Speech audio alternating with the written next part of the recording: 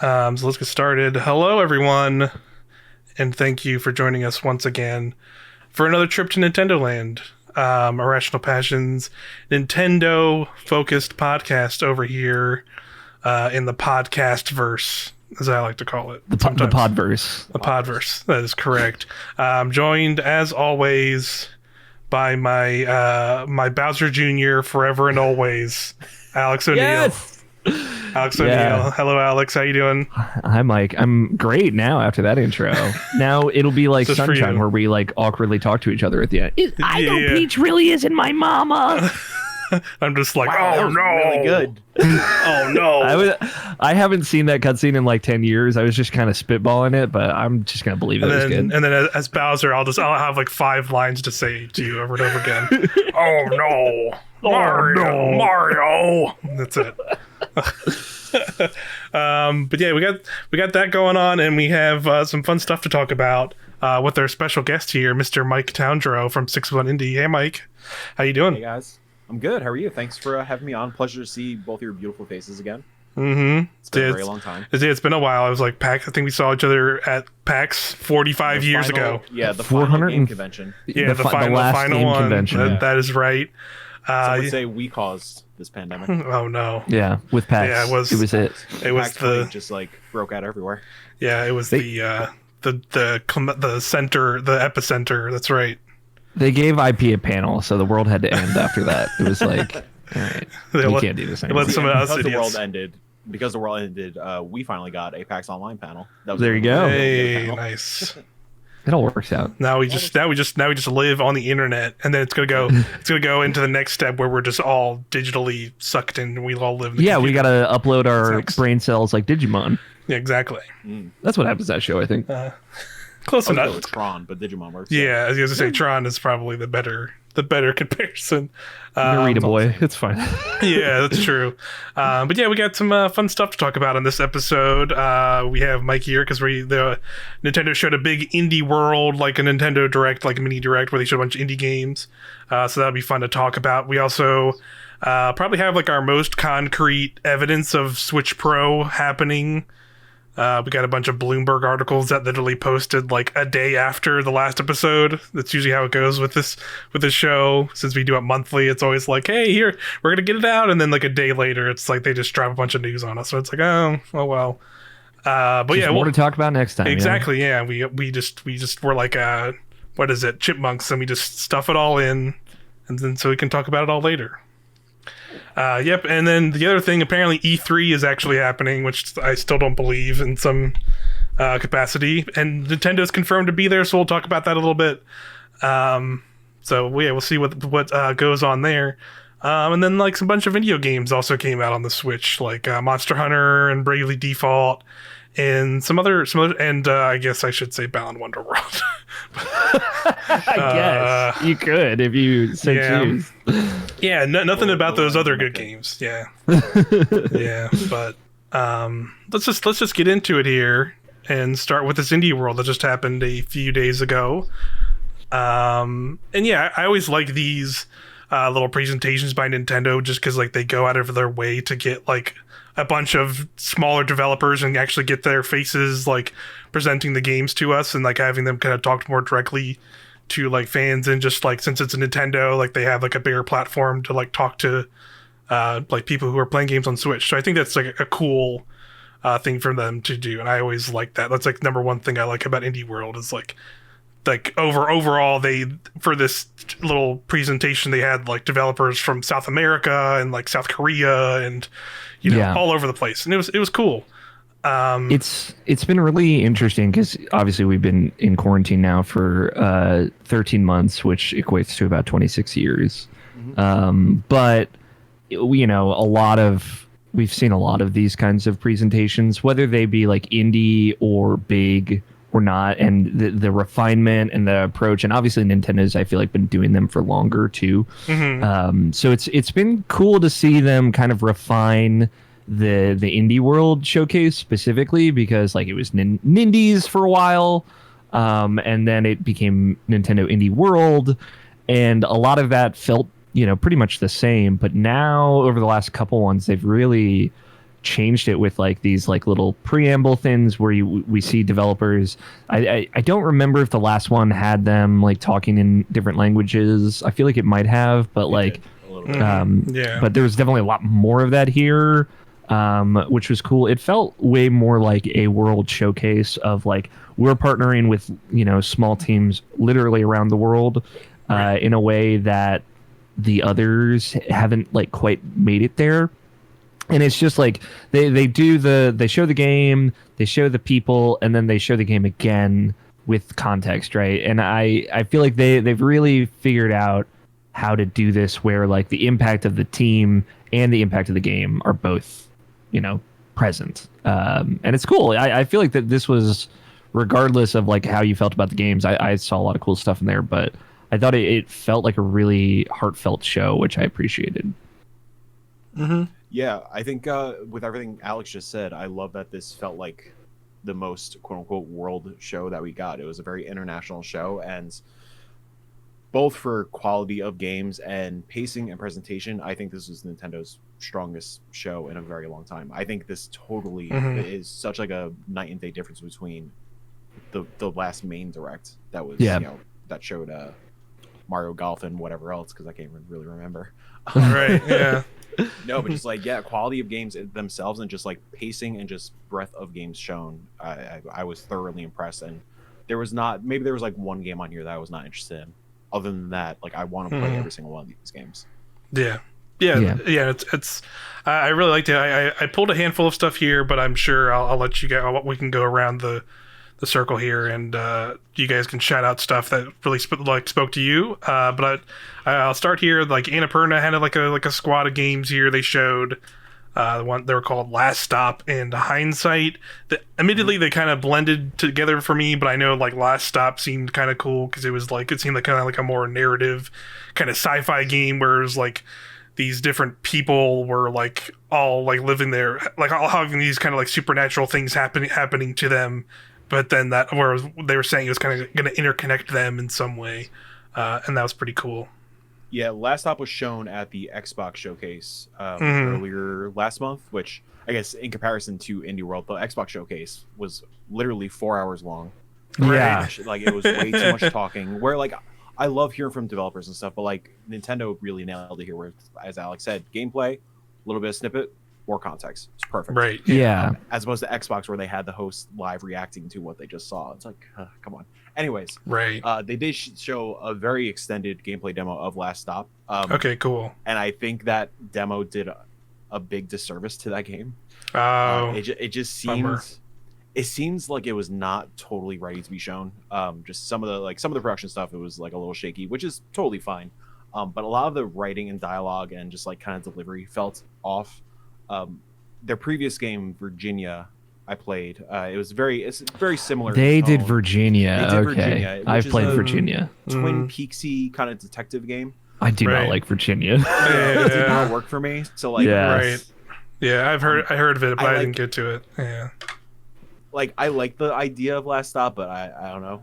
It's interesting. Like Virginia, Virginia's like gimmick is like there's no spoken dialogue period in the entire game, right? So it's all just you kind of have to figure it out through context, and there's not a lot of context. So it when I like looked up what was going on in Virginia afterwards, or like interpreted, because it's obviously very much left to interpretation, I was just like, all right, I'm good actually. Gotcha. So something a little bit more strict, because I like weird shit. Like in Virginia goes super weird, and I wanted to like it, but I think if Last Stop is a little bit more straightforward, that I might enjoy a little bit more. With the context I saw, it seemed more straightforward. It just like I think just some of the like writing and production needs to get tightened up a little bit before release. Yeah.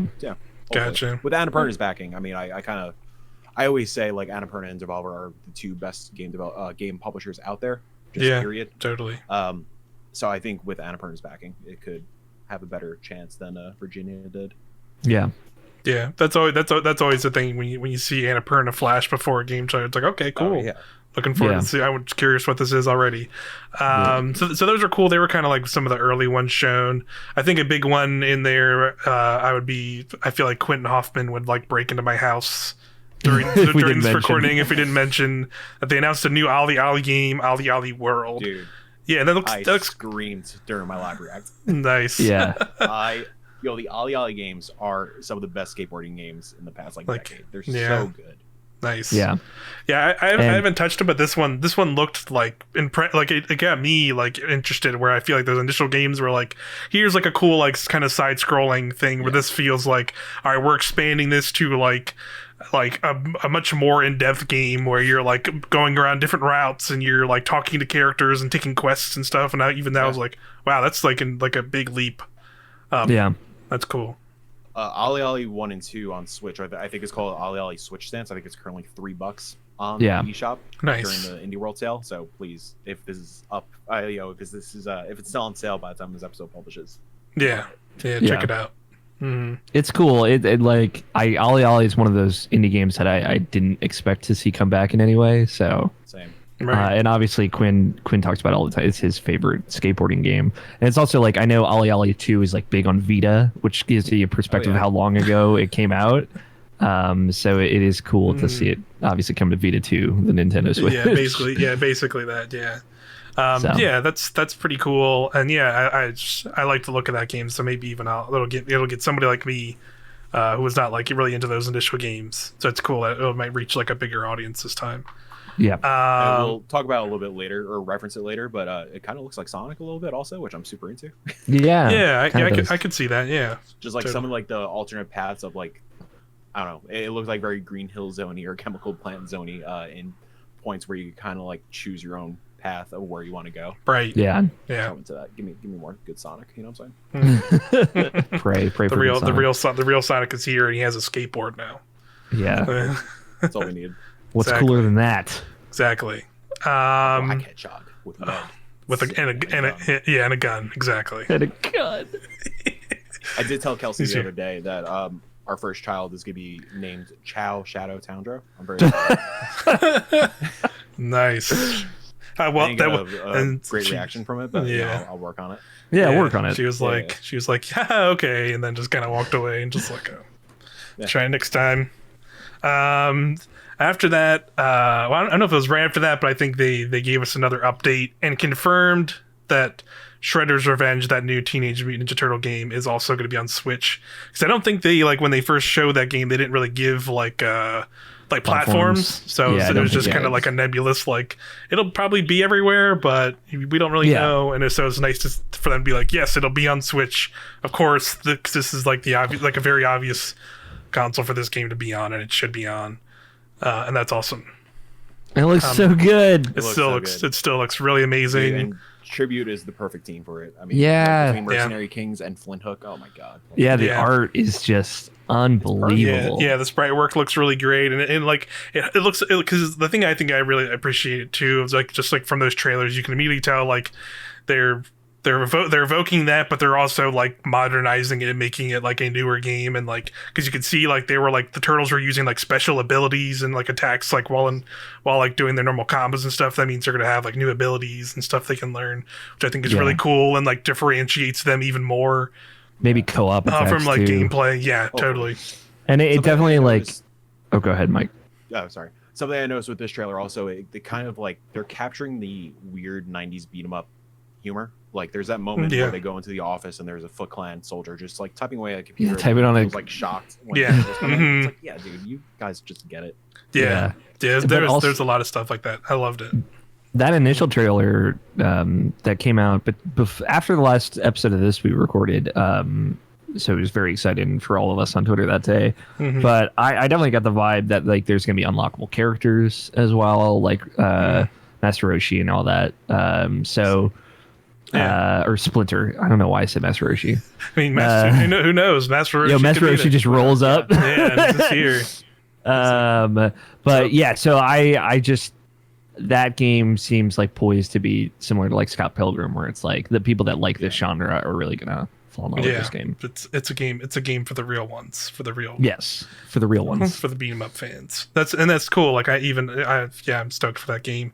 I don't think they set a date on there yet, but I'll wait for that game. I think it is this year. The initial trailer had said that, but let's hope.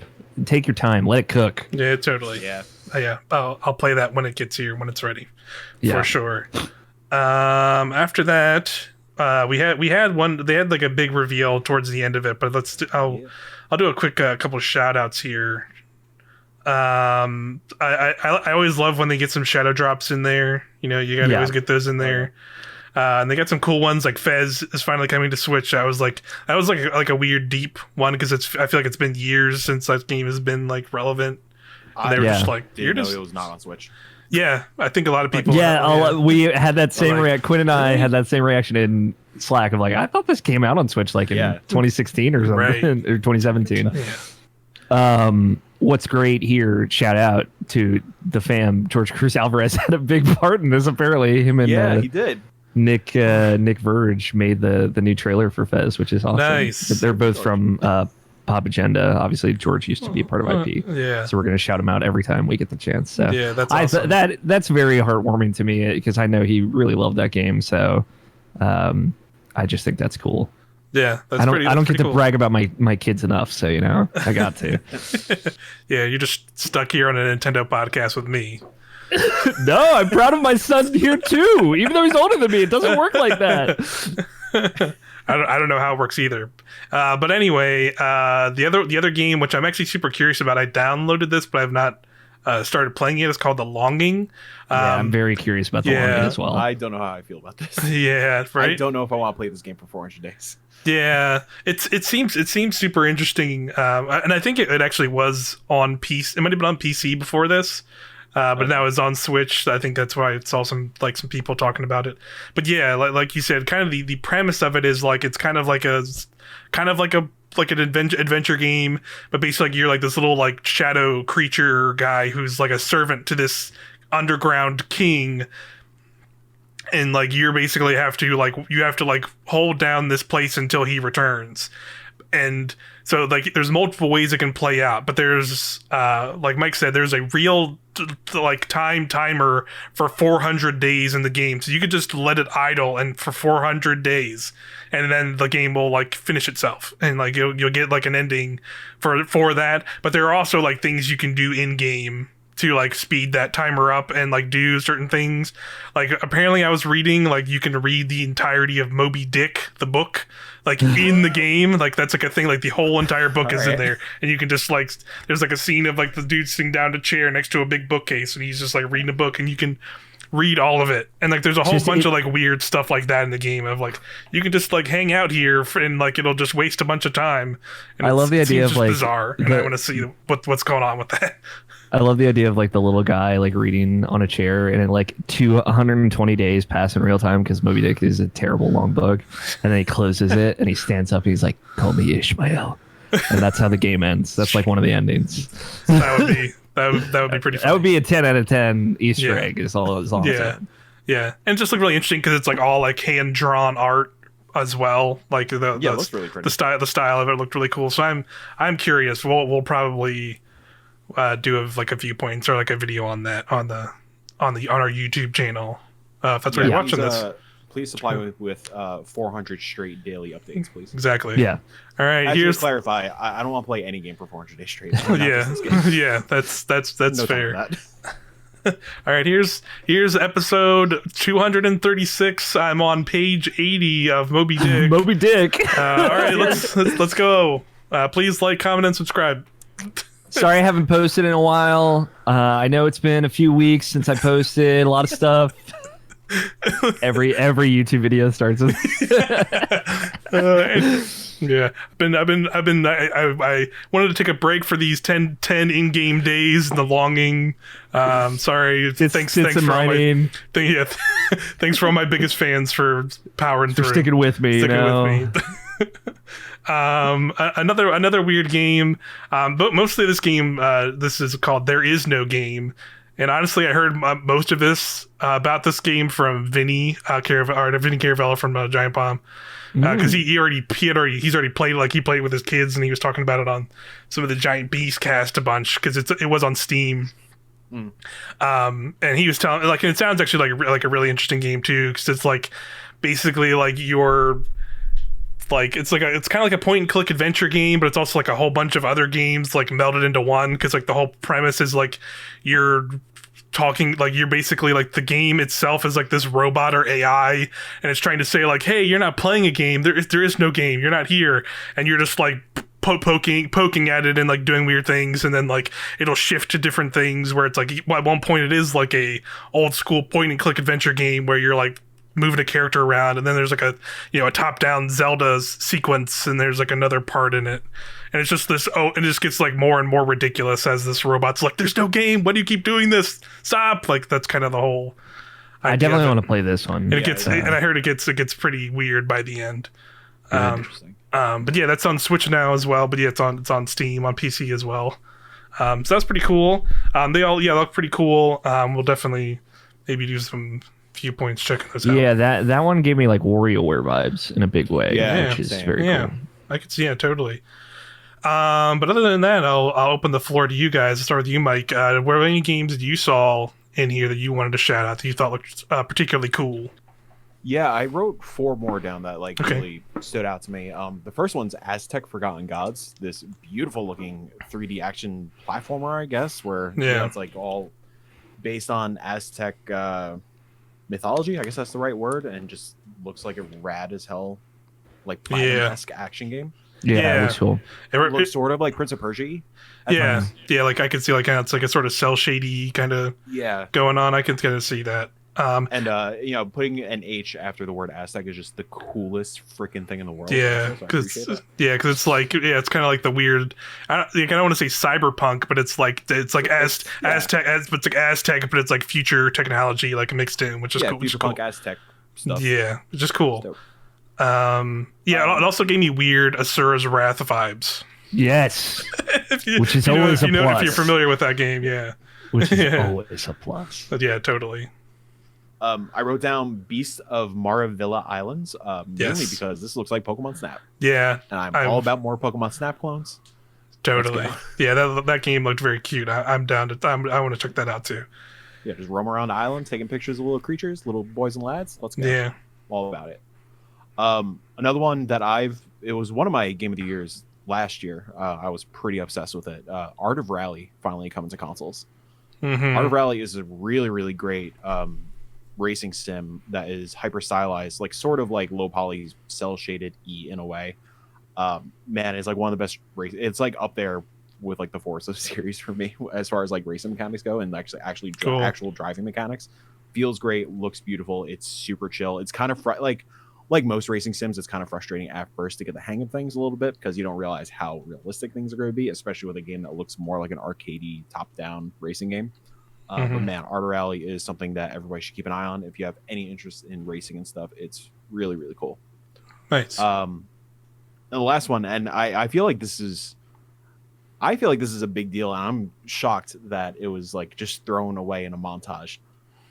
Do people not care about a House of the Dead remake? I feel like it's a huge deal. Yeah, I think the problem with it is like I think it's just like maybe they're the crowd they were trying to speak to. Maybe, I don't know, because it's like that's like an old arcade game, right? That's like the one I'm thinking of, because there's also like a lot of other games that I feel like evoke that. Because I also thought of Typing of the Dead, even though it's not that, but it's House of the Dead. It's the arcade game, and now it's getting remade. The light gun game. Yeah, exactly. And I think that like it might speak to people like our age who were like going to arcades or have been able to step in foot into an actual arcade and play those. But I feel like there's also like, I think we're old enough now where there's some people who just like don't even know. Yeah, and it's my brother Brady, unfortunate. Wherever he was super excited because he loves House of the Dead. Yeah, dude, House of the Dead rules. Mm-hmm. Not a bad film. No, I remember. Yeah. The one I wanted to shout out, Getsu Fumaden, Undying Moon, which is a Konami game. Yeah, it's weird. It's a indie developer. Yeah, I think it's or publisher, whoever. Konami developed. I mean, I don't have No, there was a developer credited as well. I can't Yeah, I don't have it here, so Yeah. it's cool. I mean, like, it's one of those things. Honestly, like, the Konami name has you more concerned than it does excited, but it's like a hack and slash roguelite, which seemed cool. Yeah. It's a cool art style. They didn't show much of it, but Yeah, so another interesting thing with that one, actually, I'll call it out, is so that's coming to, I think it's coming to Switch next year, but it's like, I think like it's relatively soon. It's going into early access on Steam, so it's kind of weird that like they revealed it in this direct, but they showed like a release date. I was like, here it comes, and then like I saw later like Nibel tweeting, and it's like, yeah, this is like in early it's going to go into early access on Steam in like a few weeks, and then the full release is when it'll come to all consoles and stuff like next year. Just like, well, it's interesting. It looks like the developer is Guru. Okay. I've not heard of Guru. Familiar with? Yeah, I'm not familiar either. Yeah, Could be like a small team Konami just kind of pulled under their wing. Also, shout out to Skull, the Hero Slayer. Yeah, Skull, the Hero Slayer. We've done viewpoints on. Yeah, we have viewpoints because that's because they also alongside that, because that went 1.0. It was in early access and then went 1.0 earlier this year on Steam, and then they like alongside this announcement, like on their like they have like a big blog. Not like on Steam, they have like a bunch of like developer pages where they can post like game blogs and stuff, and they put like a whole roadmap of stuff that sounded really cool. And that was in the roadmap was, hey, it's coming to in the summer. It'll be on Switch and PS4 and Xbox and stuff like that. So yeah, should definitely, if you like roguelikes and those kind of games. It's like a side-scrolling hack and slash one where you're a little skeleton dude, and it's like an inverse where like you're actually trying to save the Demon King, and he was captured by a bunch of like heroes, and the heroes are actually kind of like portrayed as like the bad dudes, and you're basically running around and getting different skulls, and you can swap your skulls out and get different abilities. Like it's very like Kirby-esque, but with a very different take on it. Yeah, a little bit more hardcore, I would say, in like a roguelite way. Yeah. Yeah. But it's cool. It's very fun. I'm definitely, now that I see they have like a whole roadmap of even more post-launch 1.0 stuff, I'm definitely gonna keep checking in with that game. Sounds great. The last one for me is just the big one at the end. That's right. Yeah, they ended with one more thing, and it's a sequel to Oxenfree. Yeah, I know, right? Also, I have to make the joke in this indie world, I can't believe they made sequels to OlliOlli and Oxenfree in the same thing. That's from OlliOlli to Oxenfree is the subject line of the press release. Yeah, it's very good. Here's the indies we showed you. Yeah, Oxenfree 2 Lost Signal is the full name. And like so Oxenfree is one of those games I remember playing. I think it was like an early like Game Pass or like super on sale on Steam kind of thing. And like I remember playing it like one Sunday afternoon, like all the way through, like right around when it came out. And I honestly can't remember much, but I remember it's like it's that typical like kind of 80s like kids found this crazy sci-fi stuff going on and they're trying to figure out the mysteries. And I remember like the basic gist, but I do not remember like the specifics. It's just like it is such a well-crafted adventure game in that it walks the line of being like a kind of straightforward adventure game with it's got cool approaches to puzzles because like in a lot of ways it's just kind of platforming, like walking back and forth, not even really a lot of jumping, just every now and again.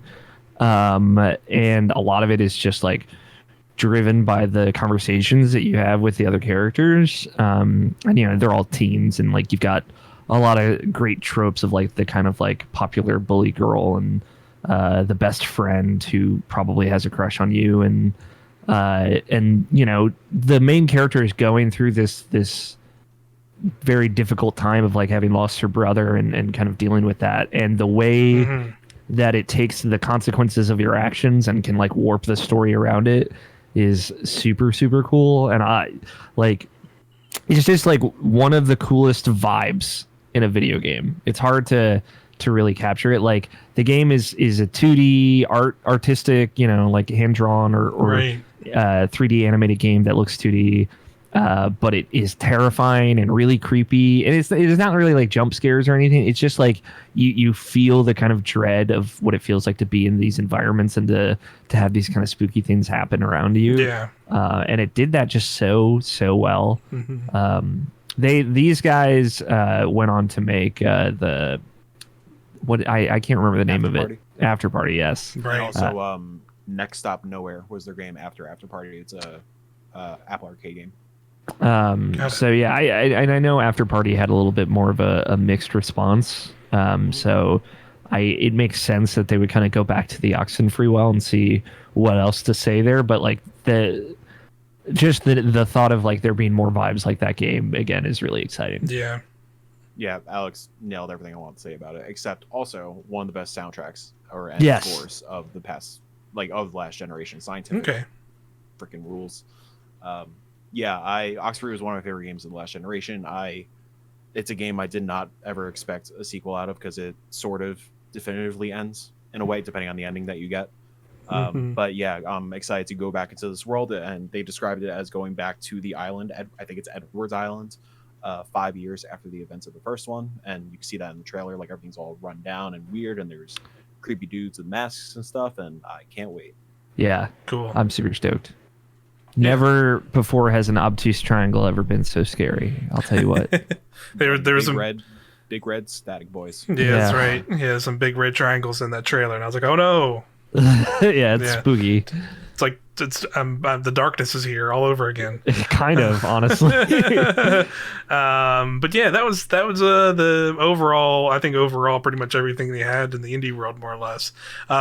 Pretty good showing. Once again, I think we said at the top, like it was cool just seeing like they had like a breadth of games. Some stuff was kind of more just updates on games we'd already seen before this, which is cool.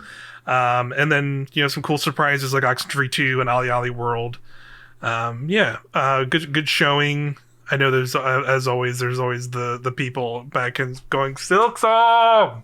Yeah, but me. Hey, someday. I mean, at this point, I said it during our live react analysis thing. At this point, Silksong is E3. That's like a major direct kind of thing. That's along with totally. I'm just gonna use this as an example: Metroid, Bayonetta, stuff like that. If we even get that this year, there's also the potential at this point. I don't know if Silksong is actually 2021. Yeah, I mean that game is the type of thing is like when we hear about it next is going to be the day it comes out, and that's fine. I agree. I agree with that as well. Yeah. So Hollow Knight Shadow dropped at E3 for Nintendo. That's like the thing is like, and it's a dangerous expectation because they might, Hollow Knight was big enough that they certainly have deserved a couple months at least of like promoting this and building up to it. So if they say like, hey, we're coming out in 2 months or whatever, I just feel like when we see it, it will be at least close to when that game is coming out. Yeah. So every time you don't see it, it's not like I'm not crying over here. Again, let it cook. Take your time. But plus we're talking about literally 2 people are making this game, and one like musician doing the music. So like, it's just I'm always hoping for it. It's I'm always getting giddy for Hollow Knight. Seeing that. It's part of the big 3: Hollow Knight, Sports Story, and Axiom Verge 2. When they come. Cool. Yeah, it's true. It's true. Yeah, and I think it's a good segue because, like you said, E3 is probably a good time we might see some of that stuff, and that's because E3 is actually happening this year. What in the world? We never thought we'd see the day, but I got the E3 page here. I'm gonna open it up and read a little bit of what they themselves said. E3 2021, Game On. The video game industry showcase returns virtually in 2021 with confirmed partners Nintendo, Xbox, Capcom, Konami, Ubisoft. Konami's there. They're going to show more of that. Show up, dude. Yeah, they're there. They're back, I guess, into video games. You heard of Pro Evolution Soccer? We got that. It's back. Pachinko machines, we got them. What was their Rock Band knockoff? Oh God, I do remember it, but I don't remember. I don't remember the name of it. I just remember the drums with like the star-shaped buttons that made me fucking furious every time I looked at them. God, yeah, that sounds miserable. But yeah, Nintendo is now confirmed to be a presence there. I didn't grab it, but I know like Doug Bowser himself like quote tweeted it and said like, "We're happy to be a part of this showcase. See you then, and we're gonna have a bunch of stuff." And it's like pretty much confirms like, yeah, that's probably when our next Nintendo Direct is gonna be. There probably won't be too much before then because it is like it's like only like 2 months away. 2 months away, yeah. Which is like weird to think about. I think we'll just do some general thoughts here, but me and Alex already talked about when we get a little closer, brace yourselves because we're gonna be doing a betting special. Get some bets. We're gonna make some bets for each other. We're gonna get maybe another secret person to make some bets for us collectively, and we will also make some. Whoever comes out as the winner and loser, we'll make some stipulations of things we have to make the loser do. Ooh, yeah, like a game they have to play or something. Yes. Yeah. So that'll happen. That'll probably be like next episode. We'll put cash get on those the line, you cowards. Come on. I think we're both too broke for that. Yeah, exactly. We're too poor for this. Yeah, exactly. Yeah, I'll get a couple of pennies up there. Exactly. Put my unemployment on the line. Yeah. There it is. Do it. Exactly. I'll give you these government checks. The game was Rock Revolution. Rock Revolution. Rock Revolution. Okay, I couldn't remember that name, but yeah, I'm sure that was huge hit. A huge hit. That's right. Maybe it'll be shown in 2021. Maybe exactly. Rock Revolution 2 on Nintendo Switch only. Here it comes. Yep. And Stadia. Where do I plug all these USB cables into? It's the cloud. Into the cloud. The power of the cloud. They can be the instruments. It's amazing. The big E3 thing here, and it deals with our next story. Is E3 when they would talk about this new Switch model? I think that's a good question. I think they replicate what they did with the OG Switch, where they show off a 2-minute trailer on a random ass Wednesday, one day, and then we get a deep dive during E3. Yeah.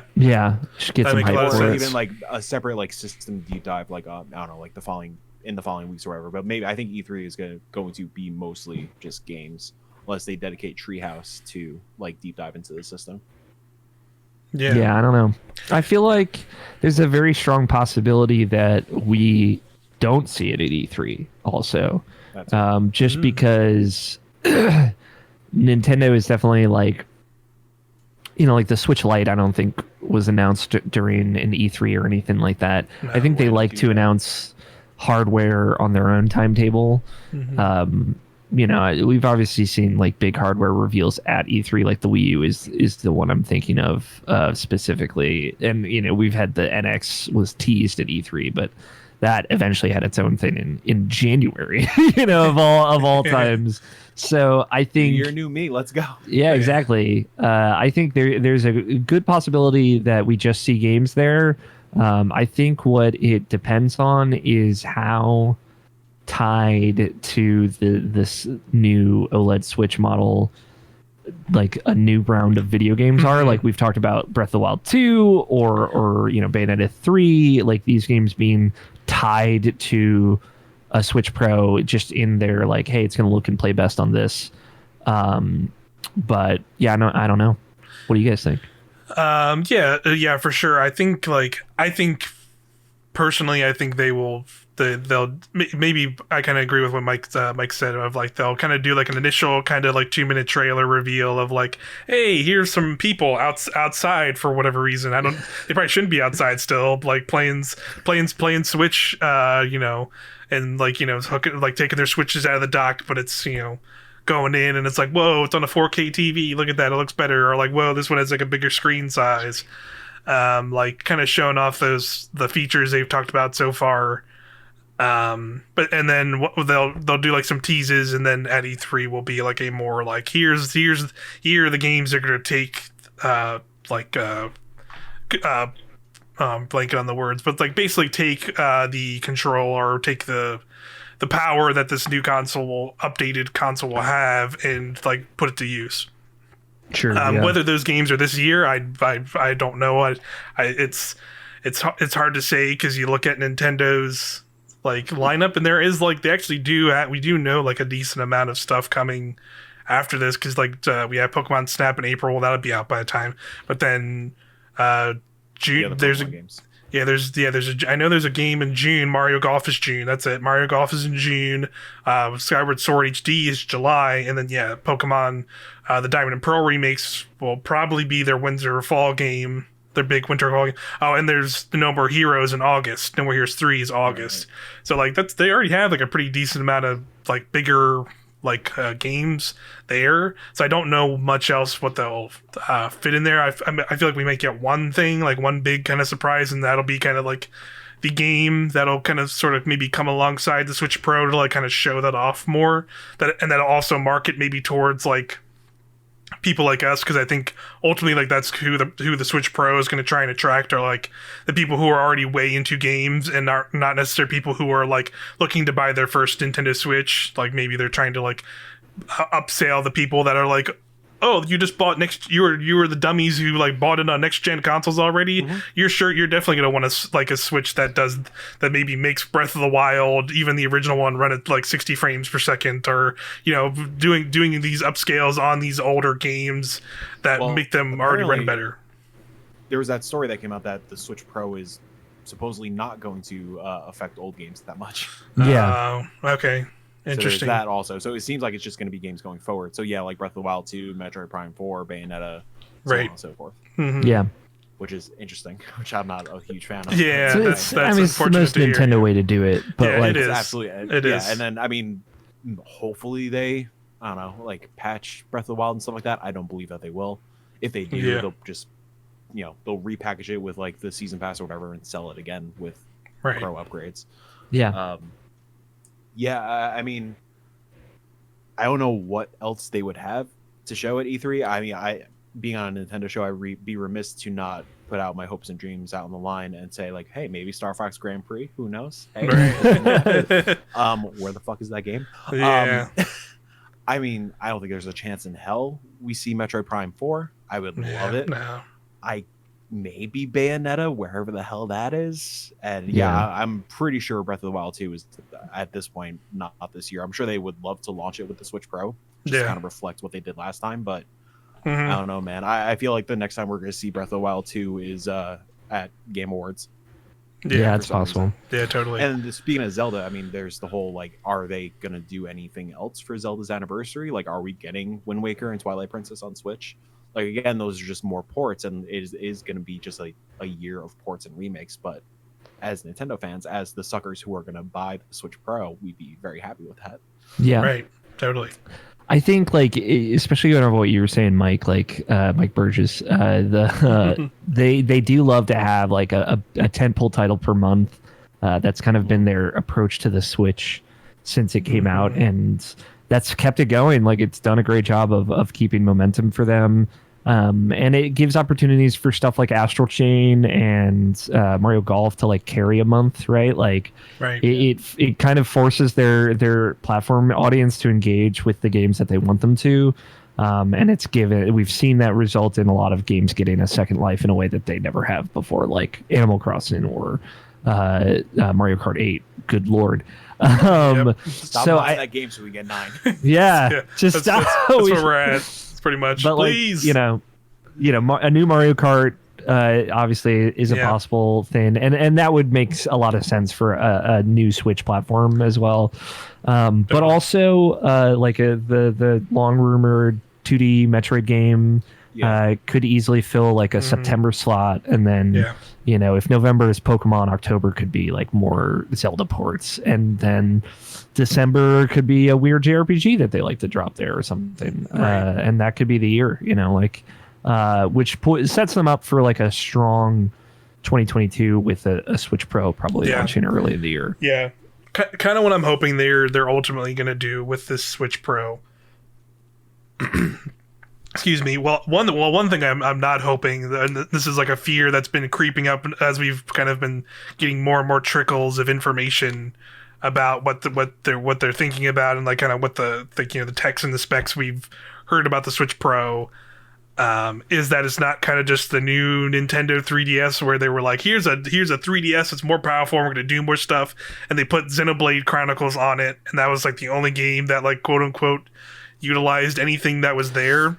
You know what I mean? And your Super Nintendo Exactly. downloadable console games, which for some reason can't run on a normal 3DS. Totally. Like I'm really hoping they do not pull like some kind of weird Nintendo thing like that with this, where like Hey, at least with that 3DS, I could play Resident Evil Mercenaries 3D without my little joystick. Your Circle Pad Pro accessory, yes. Right. I could do smash attacks with my little nub. You kidding me? Yeah, your little nub. Good. My Sold. little nub. My little eraser. But yeah, I'm just hoping that, and like the thing that's like giving me hope is like what you all kind of said is like, in some ways, to me, like it looks like they're kind of treating this as like a soft reset to kind of extend the Switch's life, kind of like how the other consoles did with like with like Xbox One X and PS4 Pro, like because they're kind of like now coming back around to like the sequels to launch games that were Switch launch games. Like we're getting Splatoon 3 next year. We're hopefully going to get Breath of the Wild 2 next year. Like you said, like Mario Kart 9, like I don't care how well Mario Kart 8 Deluxe has been selling to like a bigger crowd. That's cool and great, but that shouldn't be the thing to make them go like, yeah, we don't need to make Mario Kart 9. Like you need to make Mario Kart 9. Like come on, like don't. Rockstar would beg to differ. Yeah, Rockstar sitting on their laurels. Yeah, that's fair. But like, give me DLC for 8. Yeah, more tracks for 8. Yeah, DLC would be awesome too. Like, just I think they need to do something with that because like it's such a big thing, and like I feel like they couldn't. I don't know what else they could get away with to do another thing for. Like I don't know if like maybe they could do another big 3D Mario game. Like maybe that would, maybe. I mean, yeah, that was what I was gonna bring up. Also, like, is an Odyssey 2 totally out of the question? Similar to Galaxy 2 being like so close to Galaxy. I mean, just use the same assets. Yeah, I think Odyssey 2 is a thing that will happen at some point. Build some new worlds and do that stuff. They totally could because I think there's still more they could get out of. All like the movements and like the hat capturing abilities and stuff. They could definitely. I think there's more they can get out of like another game with that for sure. In a similar way, if they to Galaxy 2's moment of like when they first showed that game, it's like, oh shit, more Galaxy, cool, and then like Mario jumps on Yoshi and people are like, what? Yeah, I think you do that where like Mario gets like a cat suit, and then oh right, sure, and like then he gets like maybe like 3D World style power ups. Yeah, he gets power ups, and suddenly and maybe you can capture with power ups, and then like have a Goomba with a fire flower or something like.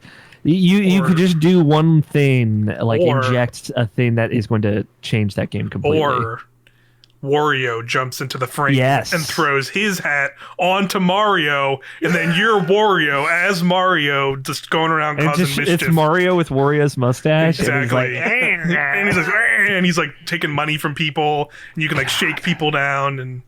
Or like honestly, Mario. Fart on him. Let's fart on him. Fart on people. And you take a big old gushy fart. A Mario Odyssey where it is like you get to choose from like 5 characters or something. Yeah, like different characters. One of them is Wario because of course. That'd be awesome too. Yeah, like have like a Mario and Luigi going on, and like maybe like you have Mario and Luigi, and then like if you play as like Luigi, he can throw his hat too, but maybe like he'll like do different stuff, and maybe you can like go through like ultimately you'd run through the same level. Donkey Kong 64. All right, hear me out, guys. You get in a barrel, and then you change to Luigi, Luigi has long arms, so he can walk uphill. While Luigi gets a jetpack. We literally are wondering how Mario Kart or Donkey Kong 64 was made. It was like this. This is how it happened. Yeah, exactly. This is how it started. I mean, to the point of changing the characters and stuff, they did that with the remake of 64 on DS. I mean, it could work. Yeah, I thought that was really cool. You know, it's a weird platform for a 3D game, and I think a lot of people realize that kind of late in the game. But It's a good idea, I think. Yeah, Well, it's also a bad game to just have a D-pad for. Yeah, exactly. Yeah. yeah, for sure. But they stuff like that could totally happen. But thinking more on this year, I guess. Like, I definitely think there's going to be one big surprise game we're gonna get out of that E3 direct that just where no one really saw. And either, well, maybe not necessarily nobody saw, but maybe just get confirmed, like you said, like that. Maybe like hopefully like a fully new, brand new 2D Metroid game, or like Bayonetta 3, like finally getting its full or something new, release, like something completely something new. truly new. Something new. Like, The other one that we should probably mention also, I would love, it would never happen if Sega ends up making another F-Zero, because F-Zero GX for GameCube is a highly overlooked and underrated game. It's a fantastic, Right. It's a hardcore game. Yeah. That's a game Very that doesn't difficult. pull punches. No, it does Yeah. not. Man, I mean, like the Switch launched with a F-Zero. Like I forgot what the name was. It started with an R. It was an indie game.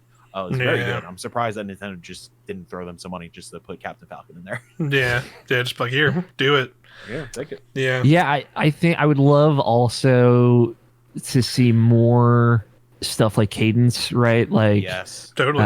I'm sure Nintendo has got stuff like that cooking, and those things are things that they're going to keep very quiet, and especially like just surprise us with, yeah. If you're an indie team, Nintendo's like, all right, here's Pikmin, right? You're allowed to make Pikmin game, do whatever you want. It could be a rhythm game, it could be an adventure game, whatever you want. Like, no one's gonna fucking spill that secret. Are you kidding me? Everybody, cool, So- Cash so, the like, checks. like having small teams make Nintendo branded games is a thing I want to see more of, and I think it's something they're going to do more of. So that's a perfect like anytime surprise for me, I think. Yeah. Dude, even you just mentioning it, Pikmin 3 has apparently been cooking for a very long time, and we have not. Pikmin 4. 4, yeah. Yes. Yeah, that's true. Yeah. Pikmin 4, Dude, just we want because. Pikmin. It'd be very cool to see on Switch, something like with an online co-op, like potentially, or just something to use like touch or motion controls in that capacity would be cool. Yeah. Those games just keep getting better and better. Pikmin 3 rules. Yeah, I gotta play Pikmin 3 Pikmin. was fun. It's on Switch now. Yeah, it's fun. The only other things I can think of are like, I don't think we'll get a new Donkey Kong game unless like some other secret studio was working on a Donkey Kong game this whole time.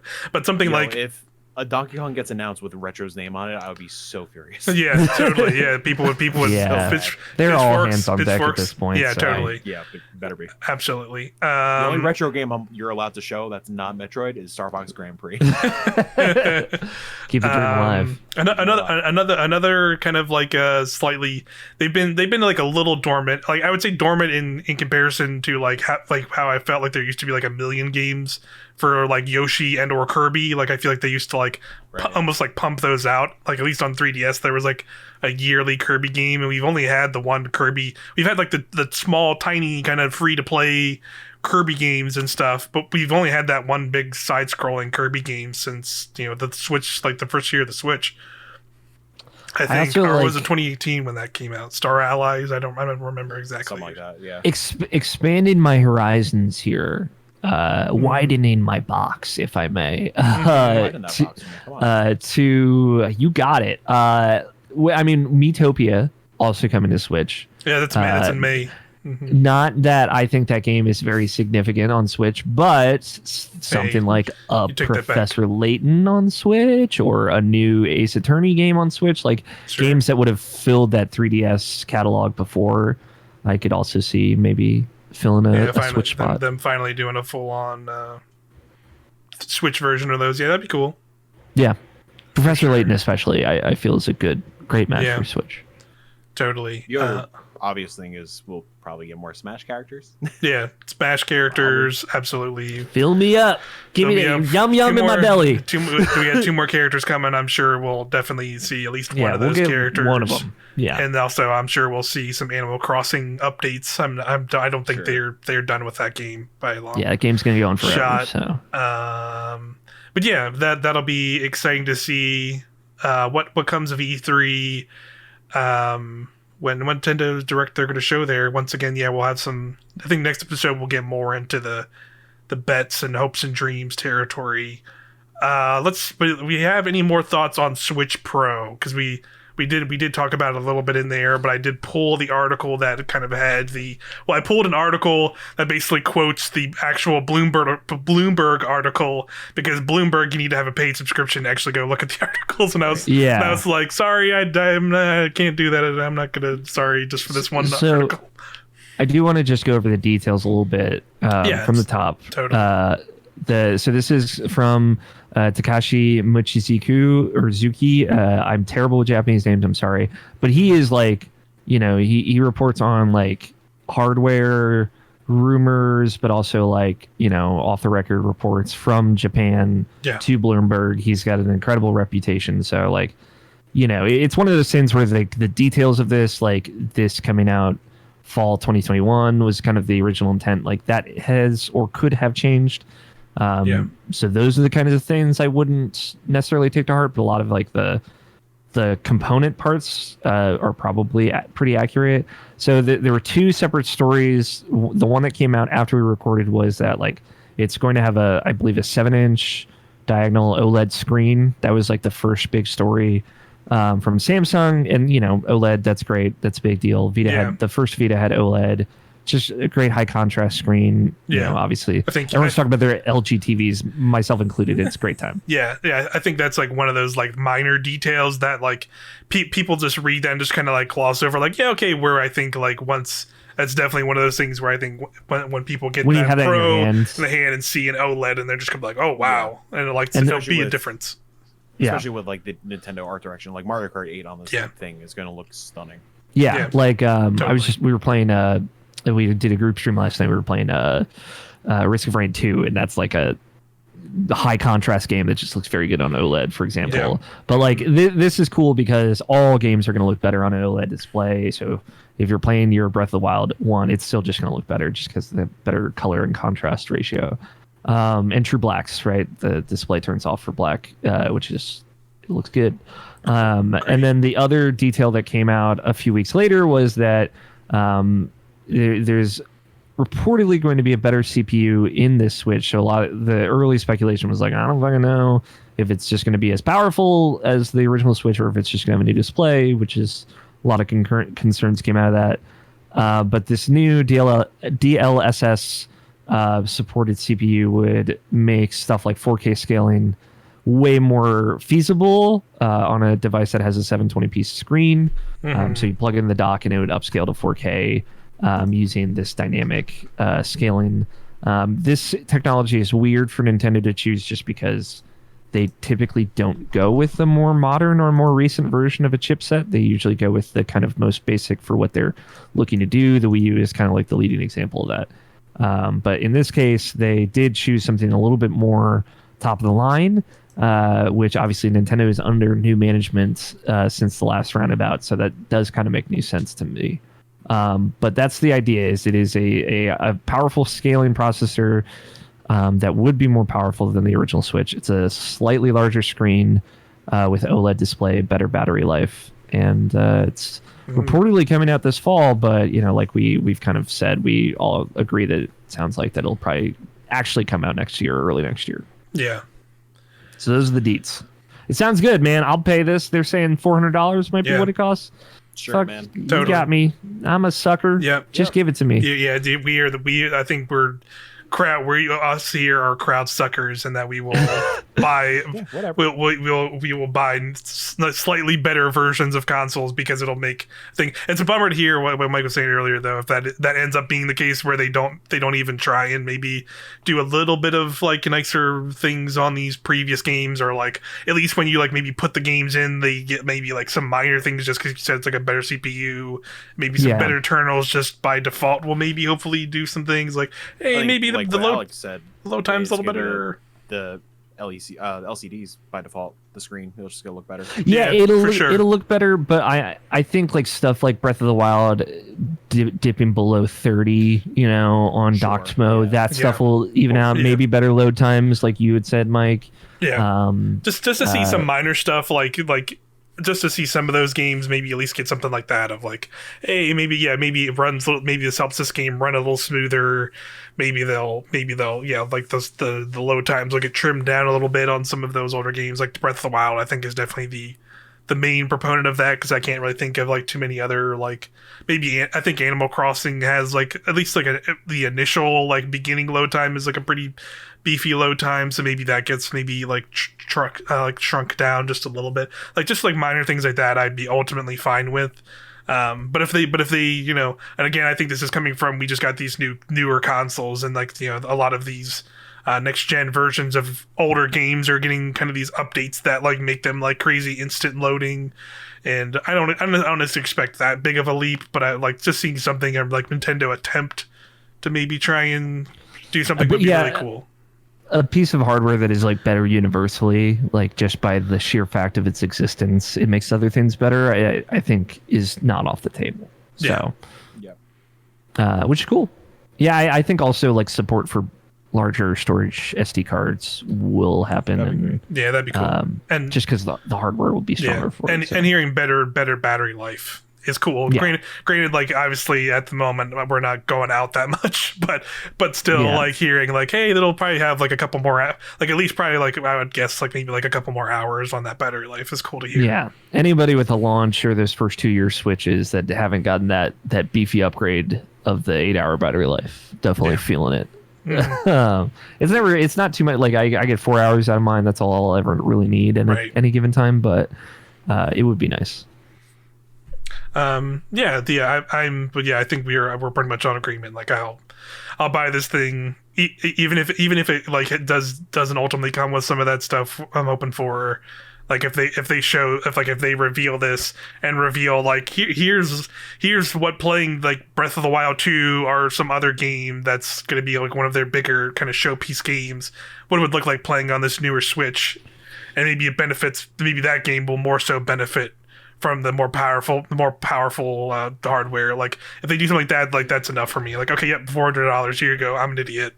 yeah. I mean, I'm already sold. It doesn't matter. Yeah. I mean, you know how many goddamn 3DSs I bought? This thing is fine. Fair. It helps that, you know, and it's funny. Like we're 2022 where this would come out is that 5-year point where Nintendo would typically, you know, look at new hardware. You know, like that has always been the case. So it is, for me, it's exciting that this is potentially just Nintendo's hardware going forward, right? The Switch, or at least we might get like a 7 to 10 year window of the Switch being the Nintendo hardware.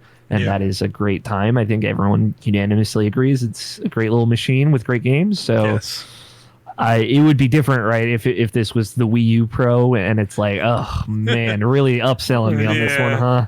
Yeah, one could dream, right? It helps that the Switch is a great platform that just desperately needs a better storefront. But once you get that front done, I think I'll take it for the rest of my life. I don't care. Give me some folders and on Switch. Some themes. Some themes. That's that we made the Switch Pro, and now we can finally handle having themes and folders on the home screen. Like, cool. Sony looked at the Switch storefront. They're like, oh, this is all we have to do. Categories? Fuck that. Damn. Nintendo doesn't do it. It's true. Guys, get it together. What do you think this thing is called? Because if this is called the new Nintendo Switch, I might freak. Yeah. I mean, that would be boycott out of rebellion. I feel like they've hopefully learned their lesson from Wii U. I hope so. But I would 3DS. Or that. My hope would be two things: just Switch Pro, which I'm totally fine with, just Switch Pro, or I want Super Nintendo Switch. Yes. That's what we all want. Nintendo Revolution. Yep.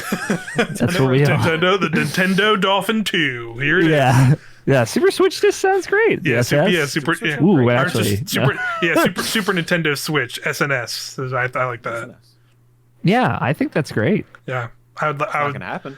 Probably, but I'd be fine with like if it was that or like Switch Pro or Switch 4K or whatever. The problem with Super Switch is it does send a specific message of like this is a different platform to the Nintendo audience, which is very confusing. But the other option is does this phase out the original Switch? Is it just Switch Pro, which like the iPad kind of thing?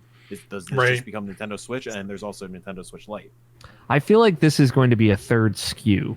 Yeah, because that is the vibe that I get. Considering they're saying this will probably be like an extra $100, I would probably guess that too. Because I want to say like, Switch the normal Switch is 400. It's 350. No, it's 300.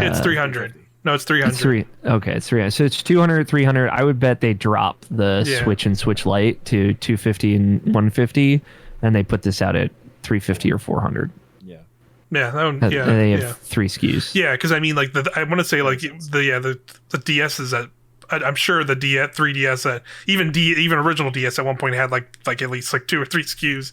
Because I know there was like a point where there was like a 3D like a normal 3DS, and then there was like a 3DS XL and a new Nintendo 3DS. I'm pretty sure those were all. Then the 2DS XL and the 2DS and 2DS's, the new 3DS XL. You're right.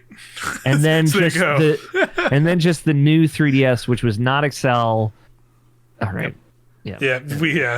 But yeah, I think they could get away with having the 3.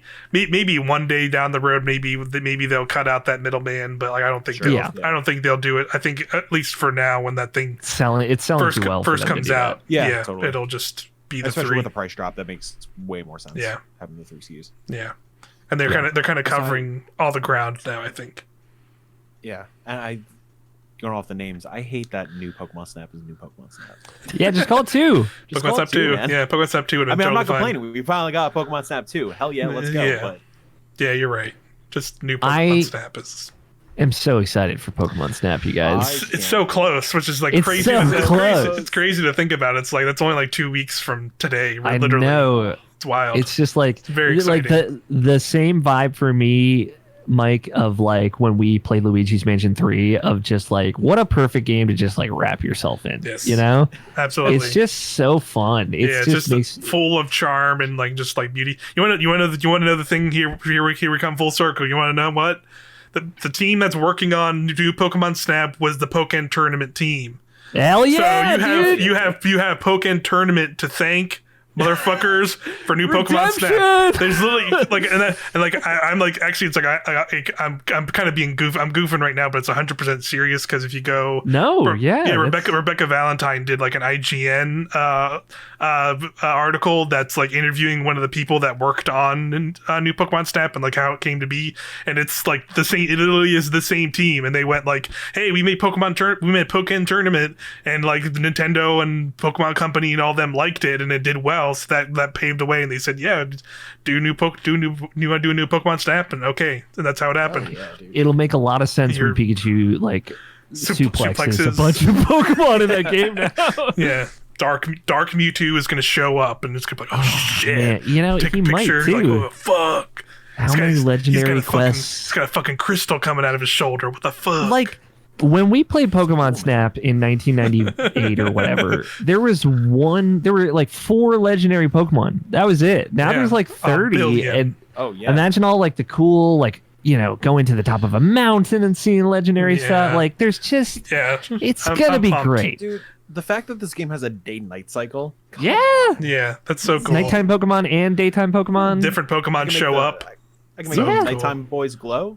Yeah, let's go. And you can have like 4 saved pictures per Pokemon of like their kind of cover photo, which is great. We can share photos. We're gonna have a whole segment on the next episode because once we'll have we should do like our favorite photos. We'll each bring our own photos and show, and I can put them on in the edited video version of the podcast, which you can watch on youtube.com/irrationalpassions. Plug. I do plan on going to CVS to develop some photographs of my Pokemon. Hell yeah. Hell yes. My first weekend. Nice. Because like excellent. there's gonna be great shots. I just keep thinking that I remember when I was a kid, like seeing the Charizard coming out of that like little volcano thing. For the like first time, one of the coolest moments of my life.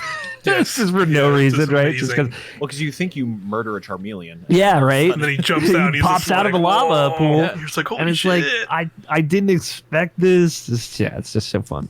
And then isn't it like the same pit where you can also get a Moltres to come out of, or is it a different pit?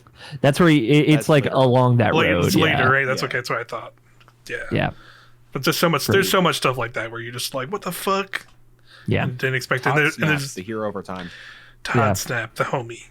Paved the way for powerful. Yeah, rest in peace. Todd Snap walked Pokemon, whatever the new dude's name could run. Yeah. Yeah. I think it's like I think it's a created character now too, which I think. Yeah, it's like male or female. Yeah. You don't know how disappointed I was when I found out that Todd Snap was not the professor, because they look very similar. Yeah. Yeah. I think he's in there though, because I thought He's got to have a cameo. I thought I saw Better. screenshots of Todd like in there somewhere, but I could be wrong. Yeah, he's He's floating in space it's like with he's like older or something. I can't remember course. for sure though. He's got to Sherpa you with his picture. Yeah, taking totally. skills. God. There 2 should be weeks. more Can't games wait. in fantasy worlds where you can just walk around and take pictures. Yeah, totally. Like a Zelda Snap. Like, I'd fucking do that. Take a picture of Yeah. Bokoblins fighting and stuff. I would like a, even though I'm not like a big crazy fan, but I feel like a Dragon Quest Snap would be fun. Yeah. Just because like Just those are the like vibes are you know great. yeah, because they're like all the crazy like art and like character designs from Toriyama, just like wandering around in these weird fantasy environments and just be like, oh, look at this weird like slime. I'm just gonna take a picture of him. Ah, it's fun. Like that'd be a fun time. counterpoint. You just do photo mode and make up your own game. Also, No, also that's fair. too. Because then You want who's somebody going to to say judge your wonderful pictures. at the end? Yeah, Wonderful. Wonderful. Yeah, wonderful. Wonderful. All of us You know, have you know, that in our head. You know, it's gonna skipping. be it's gonna be a very sad moment when the new professor comes on and he doesn't just go wonderful. What if they just pull that sound clip I from love the it. All N64? distorted. Yeah, it's super just, fucked up. wow. This one's great. That's gonna be the mods. One day we'll finally get Pokemon Snap on PC and they'll mod it in. They'll just use God. Professor that's- Professor Oak modded into new Pokemon Snap. Then you're just gonna be like taking pictures like Sora Donald and Goofy and some nightmare fuel shit. Like that's a double-edged sword It's right just there. yeah, it's Hey, just there you go. Give me a Kingdom Hearts snap. there. It Don't is. tempt me with a good time. Yeah, just taking pictures of weird you're All just the, taking all the pictures. Xehanorts and shit. Yeah, Yeah. You have to get all 13 Xehanorts to make the real Xehanort show up at the end of this trail. Otherwise, Yep. he won't be there. Throw a Buster Ball at the Xehanort. You have to take pictures of mountains that all look like the different Xehanorts. I hope there's Yeah. something like that in this game too. Is like, you see this mountain looks like a fucking dog tree. Yeah. Wild, right? You push better have all the Yeah. pictures and shit. That's yeah. you push a smaller Heartless into a lava pit, and he comes out as like a little fire dude. And you're just like, what Whoa! I knew it. the fuck? I'd be in. But yeah, I think that'll do it for the news. Do y'all want to get into talking some games, or want to take a quick break or anything, or we just want to jump in? Games. Oh, I'm good. All right, cool, excellent. Wonderful. Let's start and talk about some games we've been playing. I'll kick us off here with a couple indie games to shout out. And these are games I've just been playing across. I've been technically playing them across different consoles, but they're all on Nintendo Switch. So if you have a Switch, you can play them. And we also have Viewpoints, our video series where we just kind of check out smaller games or just all kinds of newly released games. And I've checked out a bunch there. The first one I want to talk about, which I haven't really been able to talk about anywhere, is Genesis Noir. Yeah. Yeah, this game is pretty dope.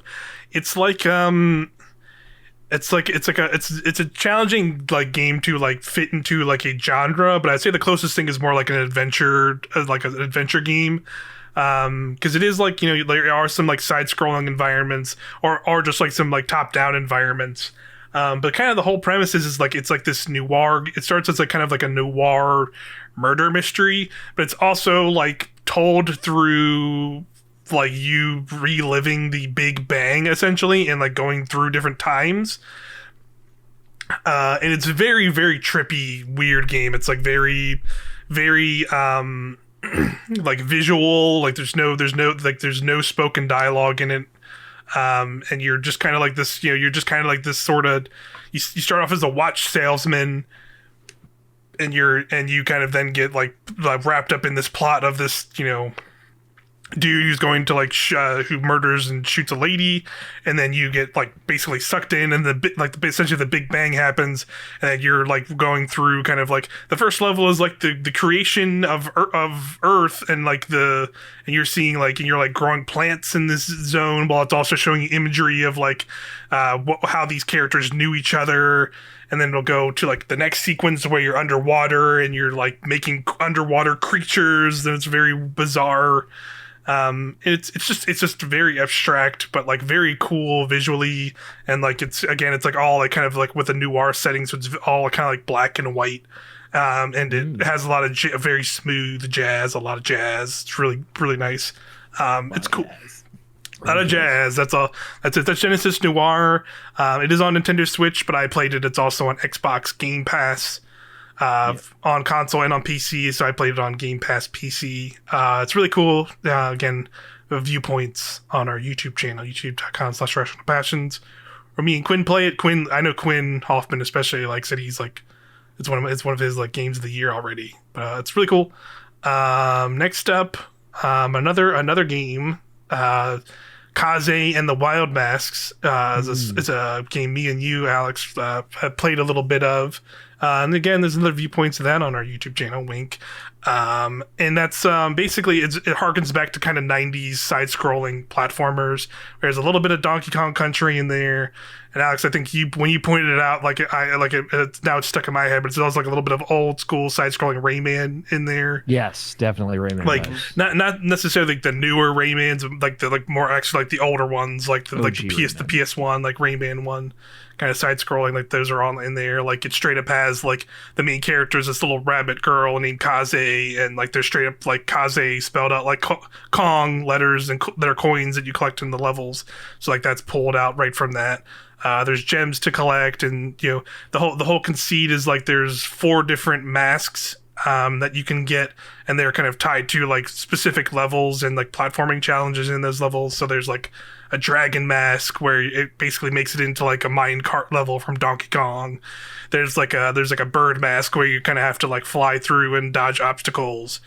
And there's a shark mask, which is like underwater levels, and you have like, you know, air dashes, and you can like kind of get like a dash to like shoot you out of the water, or so you can dive around and stuff.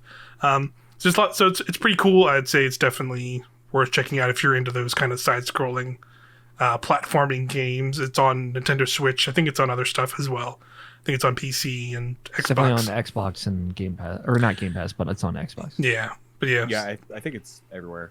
Yeah. It's pretty cool. We previewed it over the summer. It's Kaze. I always kept calling it Kaz or Kaze. Kaze. Yeah. The Lord only knows. Yeah. Only Kaze or Kaze knows. Yeah. I feel like Kaze sounds right. I don't know. I think it's Kaze because shout out to anime, growing up on anime, and I think Kaze is wind in Japanese, I believe. Makes sense. Yeah. So the last indie game I'm going to shout out here was Narita Boy, which Alex, you did a few points on. I finished this game. Yeah, you finished it. I haven't. I've unfortunately not had time to jump back into it since we last played it, but I definitely do want to finish it and see more of it, because it's basically like it's a side-scrolling 2D hack and slash, basically with like the premise of Tron, where you're like you're digital, or you're like a person in real life who gets sucked into a video game in a digital world, and you're now in the digital world. But it's not like the digital world is more like Hyper Light Drifter digital world, and like it's like very like creepy abstract monoliths everywhere, and robot people with computer heads, and a lot of like different color lights. Like trichroma is a big thing in the game, where it's like yellow, blue, and red everywhere, and they all dictate different powers and abilities your character gets, but also like stuff in the world. So it's a whole thing. It's interesting. It's very bizarre, like storytelling wise. You've played more than I have, but yeah, it's bizarre, but it's very clearly like inspired by like stuff of that era, 80s era, Tron era. It's short too, and like I don't think the story is as great like as it wants to be, but it is a cool adventure that reminds me a lot of Tron Legacy in all the best ways. And it's got a good soundtrack and it's got a good style. So I think like, especially if you have it on Game Pass, like if you're into the kind of action platformer vibe, that's just, you're not really backtracking. You're just kind of going forward and doing some weird stuff with some cool fights. It's worth playing. Plus, it has a thing at the end that I want to talk to someone about. Okay. Yeah, I know you said that to me. Yeah, so I'll definitely get back to it soon enough. I would say it basically, I will, to give you a little bit more idea, it sets up for like a future iteration in a interesting way. Okay, interesting. But yeah, that's pretty cool. That's Narita Boy. It's on Nintendo Switch, but it's also again on Xbox Game Pass is also there as well. And I've been playing a bunch on Xbox. But yeah, there's the indie games I want to shout out again. If any of those sound interesting to you, I'll throw some gameplay here in our video version on YouTube. But also there's full-on viewpoints that are just us talking and playing the game directly, so you can check all that out. Mike, what games you got going on? So in real life, I've been playing the game of moving apartments. So not a lot of video gaming. Exciting.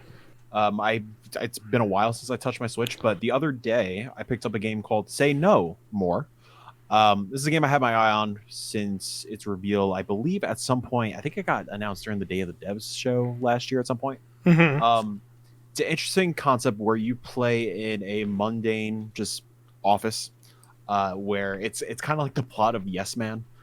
Where they just want you to say yes and just agree to everything, and your bosses take advantage of that, saying like, "Hey, make me coffee, buy me lunch. Oh, Gotcha. You have this really schnazzy unicorn lunchbox. Give me that lunchbox." And of course, you say yes, and they take it from you.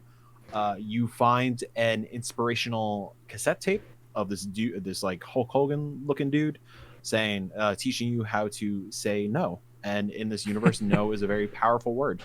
And you use it to like just knock people into oblivion like the goddamn Matrix. Is pretty cool.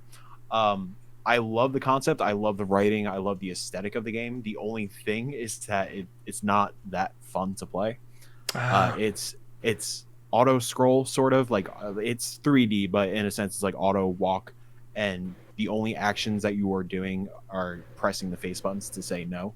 Other than that, you are just experiencing the story. Gotcha. So it's cool if you just want to like experience a cute, quirky story. I hate saying this, especially with the indie games, but I do think it's a little overpriced for what it is. It was a $15 game, but for a $15 game that doesn't really have much gameplay in it, it's like, I probably should have waited till it hit on sale. Sure, but it's totally fine. But yeah, super cute. Maybe wait for a sale. It's a fun time with really endearing characters and funny writing, so on and so forth. The other thing I've been playing, which it's not on Switch yet, but it's coming to Switch eventually. It's a game called Whisker Squadron. Whisker Squadron is part of this era that I like to call the Star Fox Renaissance. It's a nice. Star Fox like Yeah. that it is a roguelite procedurally generated Star Fox game. That's cool. Oh, I've heard of this game. Yeah. It is. So I got a preview build of it before the Kickstarter launched. It's currently on Kickstarter still. Please go support it on Kickstarter. Give the developers all the money in the world. They deserve it. Same devs behind Race the Sun, which might be on Switch. I know it was on PlayStation 4. But yeah, I mean, if you like Star Fox 64, this game is Star Fox 64 with procedurally generated levels and bosses, and it's really, really damn cool. And that sounds cool. The roguelite element comes in where, like, take Star Fox for example. You get the universe map at some point. Once you beat a level, you get to points where you could choose different upgrades, like bonus attack, bonus health, different styles of attack, so on and That's so cool. forth. And you keep progressing through the universe like that, and keep tagging on upgrades. The other cute thing is that, with a name like Whisker Squadron, you are all cats. You are fighting. You're saving the universe as little cat boys. It's really cute. It's really endearing. I can't wait until potential Leo gets added, because I really want to hear these meows. You know what I'm saying? Yeah, that's very good. This is really funny considering the one game you and Quinn looked at, Mike. Yeah. With Pomeranians. Yeah. So cats. me and Quinn. Astro Dogs. Yeah, Astro Dogs. Me and Quinn looked at. Dogs, part of the Star Fox Renaissance. Yeah, I was going to say, Star Fox Renaissance. That game is just on Steam right now, but it's also coming to Switch. That game is. I like the style and aesthetic of Astro Dogs, but it's like. It doesn't feel there. Yeah, that's what I was gonna say. Like, it's not all the way there. Like, it feels like like the style and aesthetic is really nice, but like the thing you were already speaking with Whisker Squadron of, like, it's roguelite and you're stopping between levels and getting like new abilities. Like, I feel like that's what Astro Dogs like kind of needs. Yeah, like there's a couple of games, like obviously like Astro Dogs. There's another one called, I think it's just called Dog Fighting. I'm working, tiny little plug. I'm working on a Star Fox Renaissance piece on 61indie.com. You could read it eventually when I'm motivated to write. But yeah, there's that, which is like Astro Dogs is trying to be like Star Fox 64 again, except it just doesn't nail the mechanics greatly. For context, Star Fox 64 is my favorite game of all time. So hence why I'm very passionate with this stuff. Again, release Star Fox Grand Prix, you cowards.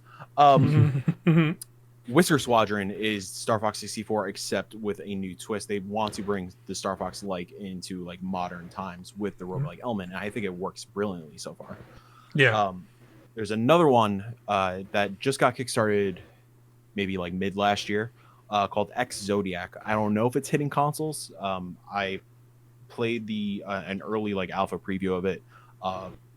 Did I say the name right? X Zodiac or whatever. X Zodiac, which is literally just Star Fox SNES again, and it's brilliant. That like actually nails the vibe and gameplay elements of Star Fox, and it feels perfect. Yeah, that's my Star Fox spiel. Whisker Squadron, play it. It's coming to consoles eventually. I'm assuming Switch. Yeah, they just say consoles. Yeah, that sounds appealing to me as somebody who likes those general ideas and likes roguelikes. Like, that sounds cool.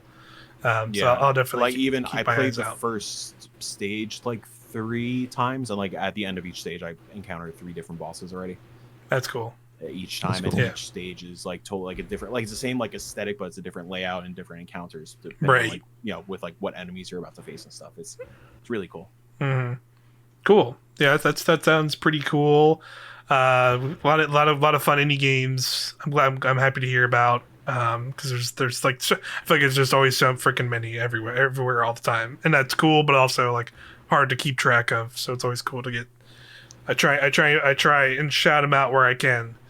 But let's hear Alex. You've been playing a lot of Monster Hunter Rise.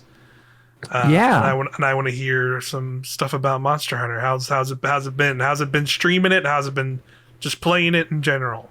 It's been super fun streaming it. We're trying to stream it at least through April on Mondays, kind of like our regular group stream thing, kind of in place of Mario, which we finished, which was great. Yes, it was fun to like commit to a full playthrough of that and then like see it through. It was really fun. Yeah, it was. That was a lot of the streams were a lot of fun. Which Mario was this? 3D World. 3D World. Nice. And yeah, like I said, go watch the last group stream of it, because like we really get it together by the end of that. I think that the first episode, the first stream is like us like figuring it out and being a bumbling mess, and then like I feel like the couple streams in between that are like we're somewhat okay, but like also we'll hit like a roadblock, we'll hit like a trapeze, and it's like all right, it's a trapeze level, and then just everyone's like horribly missing this, and then like one person misses it, then another person misses it, and then I just like start laughing because we're doing so bad, and then I can proceed to fuck up too, and then it's a whole lot of that. But we got it by the end. I get really mad a lot because for whatever reason you can pet Plessy, the big dinosaur in that game, and like they kept not stopping to pet the dinosaur every time. Didn't know because they're we know now. We know monsters. Better. Quinn and I are grown men now. Yeah, exactly. But yeah, so we moved over to Monster Hunter, where I'm playing with Andrew Taylor, Jarrett Green. Jarrett reviewed it for a magazine that's coming out in May, I believe, which is super cool. And Scott White as well. I put like 25-30 hours into it, which I was really like, it was not necessarily going to be on my radar But I think it really turned out to be like a right time, right place for Monster Hunter. I watched the Digital Foundry breakdown video of it, which was just great. Like sometimes John Linderman will just like be like, I'm just going to give you a history lesson and tell you about animations. And I'm like, hell yeah, let me buckle up. I love it. So yeah, definitely watch that because it was just a great breakdown of like comparing the animations to World and kind of what we're looking at since then. But yeah, I really love Rise. It's cool because the onboarding of Monster Hunter World as like the accessible version of Monster Hunter like worked, and Rise is much more in the traditional camp of like it's just going to pop up a lot of windows and tell you like this is how you do it, and if you're not reading those things you're really not going to know what the fuck you're supposed to do. But like Monster Hunter is Monster Hunter, you know, rinse and repeat. Like you hunt monsters, you get better gear, and you hunt more monsters. So like now that I've been onboarded by the really I think great tutorialization and narrativization of the what you do in Monster Hunter of World, which I still think that's a great place to jump in, better than Rise certainly.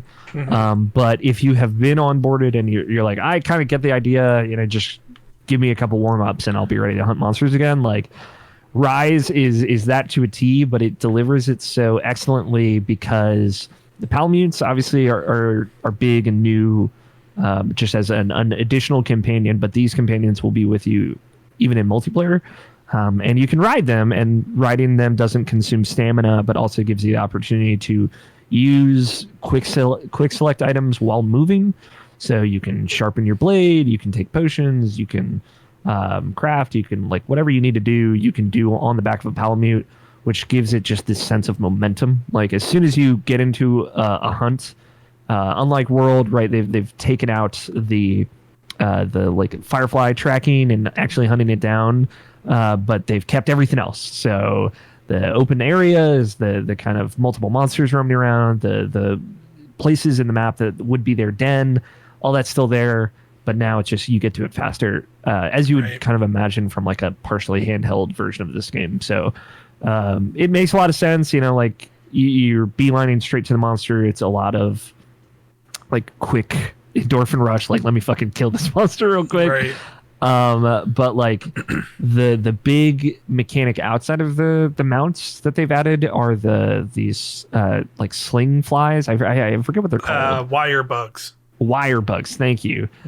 Which I think they had like some kind of wire bug thing. They had the pterodactyl things that you could wire onto in World. So I think what it was, I think what you're thinking of in Iceborne, which was like the big expansion for World, they added like kind of grappling hooks. Oh, and okay. you could like grapple onto a monster and like kind of like get on their backs and do an attack, but it wasn't as elaborate as with the wire bug stuff. Like wire bug is like an evolution of that stuff, I think. That's cool. I didn't play Iceborne, so that's cool to hear. But the wire bug, like you have two at any given time, right? And you can just hold the left trigger and kind of like zip to any one of them, and they recharge. They're like on a cooldown. So it's not like you're zipping around all the time willy nilly like Spider-Man or anything. But you can use them to like climb up walls and get to on top of areas that really feel like you shouldn't be there. And there's always like secrets there, which is also great. And in conjunction with the Palamutes of like jumping up and then wire bugging up the rest of a wall, you can scale a lot of stuff in a really cool way. It just changes mobility really completely. But also, you know, if you're knocked off your feet, you can like aerial recover with a wire bug, which keeps the momentum in combat like way tighter. So if you get knocked back, you can zip to the right and then come back around and hit the monster. Like, and it feels really good to do. And it's tricky, much like all of Monster Hunter controls. It's like you're kind of holding 3 buttons while hitting another thing and looking another way. But that just kind of makes it more gratifying when you really pull it off. So all these things kind of working together make it feel like kind of crazy, like almost anime-esque in how you're like zipping around monsters.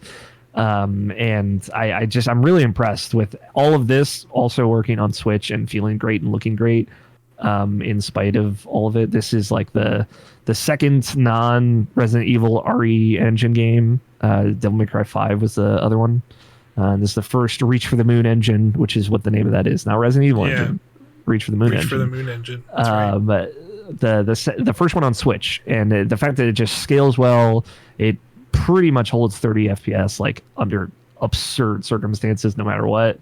and it has like really great load times. It's very impressive. So I like, there's a lot of other meta stuff, and how they've handled like making lobbies and online is like phenomenal and so fast and barely ever hit any network issues. Like, it's kind of unbelievable that it's a Nintendo game or on a Nintendo platform.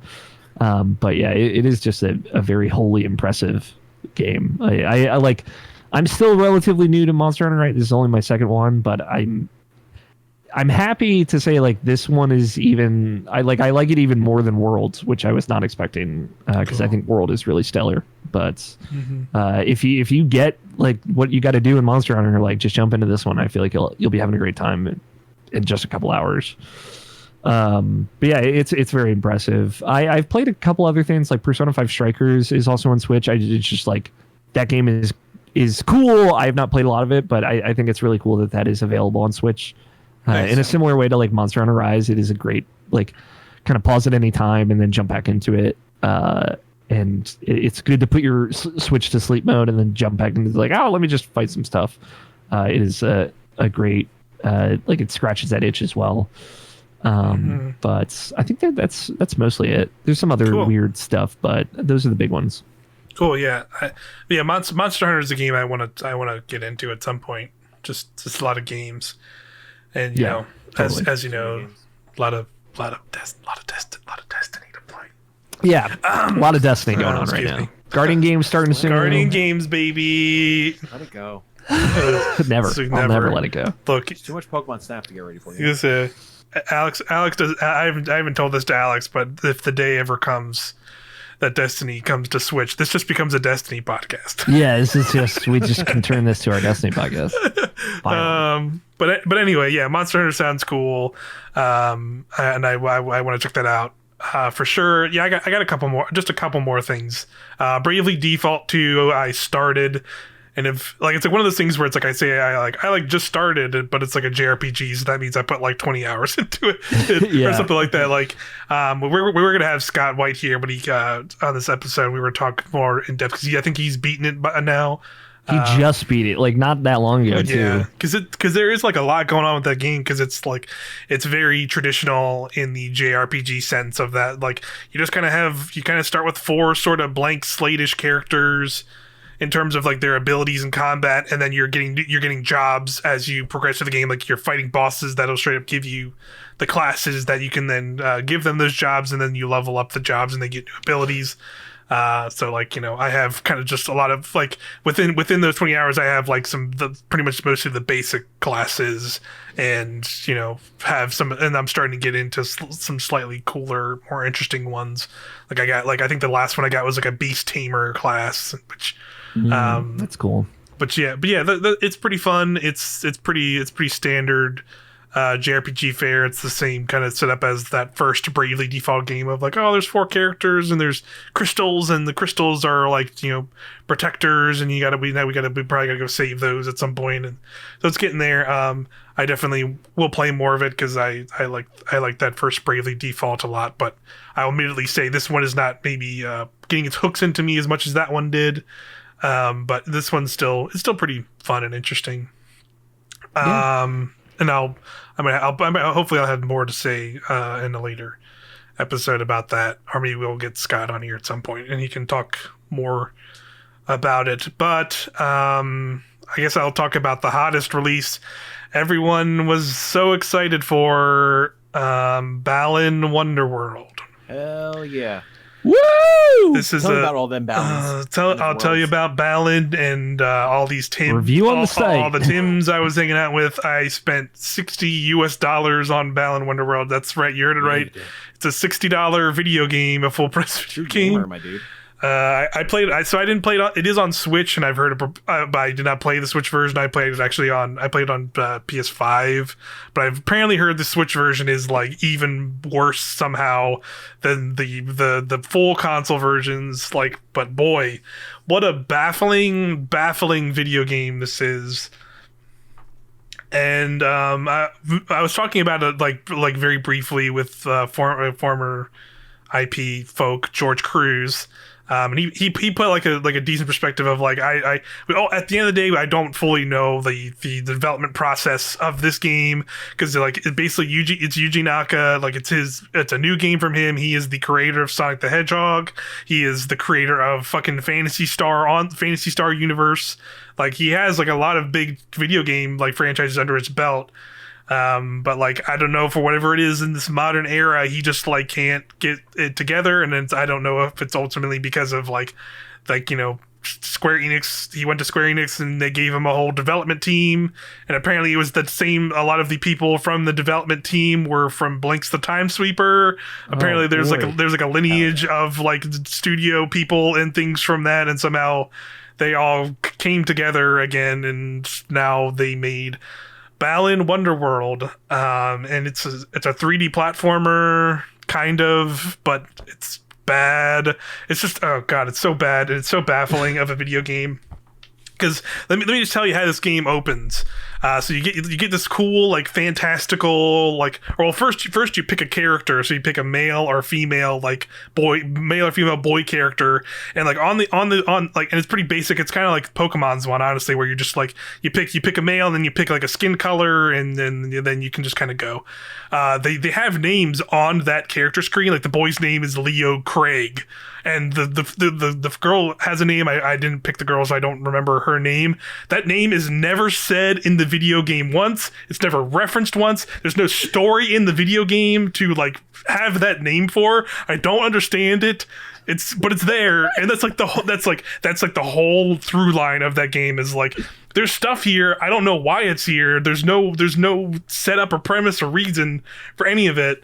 And then so you pick a character. You do like there's like a flashy CG cutscene of like whatever reason your boy, your character is just like breakdancing in the middle of this like group of people.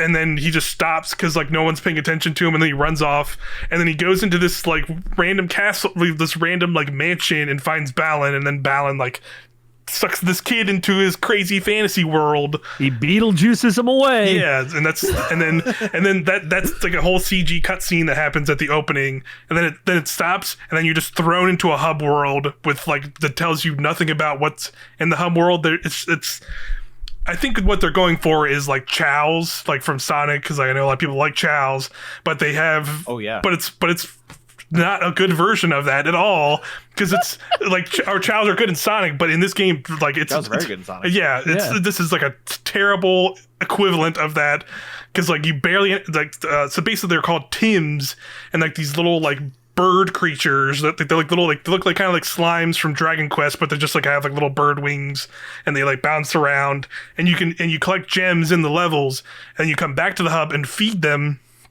gems, and then as you feed them gems they get bigger, and then you can you can grab another Tim and throw that Tim at the big Tim, and then an egg pops out of the Tim to make another Tim, and then you can just feed them, and they basically, as you feed them, they also get into this like Rube Goldberg style like contraption that's in the center of the hub, and you just watch them. Like you can't interact with like the Rube Goldberg thing. It creates trampolines that are like on like the map in the hub world. You can't interact with them at all. You just sit there and watch it like happening, and there's no interaction for you to do with that whatsoever, other than just sit there and watch the teams go into the thing. And there's like a counter of like, hey, once you get 400 some Tims to go through this thing, or they do a cycle that many times, that it levels up and gets like another section, and that's it. You just watch it. It's like an idle, like almost like a mobile idle game.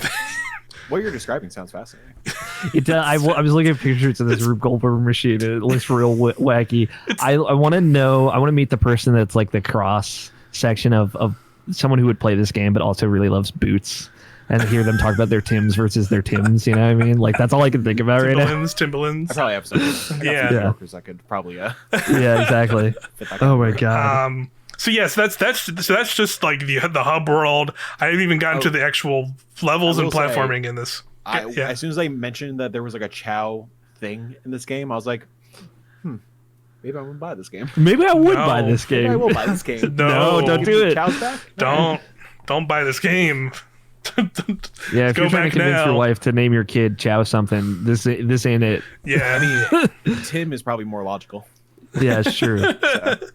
But basically, you go into, so then the actual platforming levels themselves are not good. It's barely like platforming, because like the whole conceit of it is like you're going into these levels, and you get different suit powers. But the suits themselves are limited use, so it's not like you pick one up and you have it forever. It's just you have that one on, and you can go back and collect more of them and like stock them up as like not lives, but you essentially can like lose a suit if you get a suit. But basically, like all of these suits, and like this is the most baffling thing to me about this game is like. It feels like one of those things where it's like people had to have gone like, and they had to have think like, you know, obviously like it's like a big colorful platform where they're probably thinking like it's going to be like a more kids focused game of like kids who want to check this game out, and like, but it feels like one of those games that like that thinks kids are somehow like fucking massive idiots, even though they're like not like, they're like, it's a disrespect to like even like kids in The that, Skyward respect. Sword approach, I see. Yes. Yeah, that was a dumb joke. Yeah, like, I would there's- probably eat this shit up. Yeah, like there are dumb kids that would eat that up, but I feel like the gameplay of it is just like there's, so the thing it does in a platforming game. Let me remind you, a game where you're supposed to platform and jump around.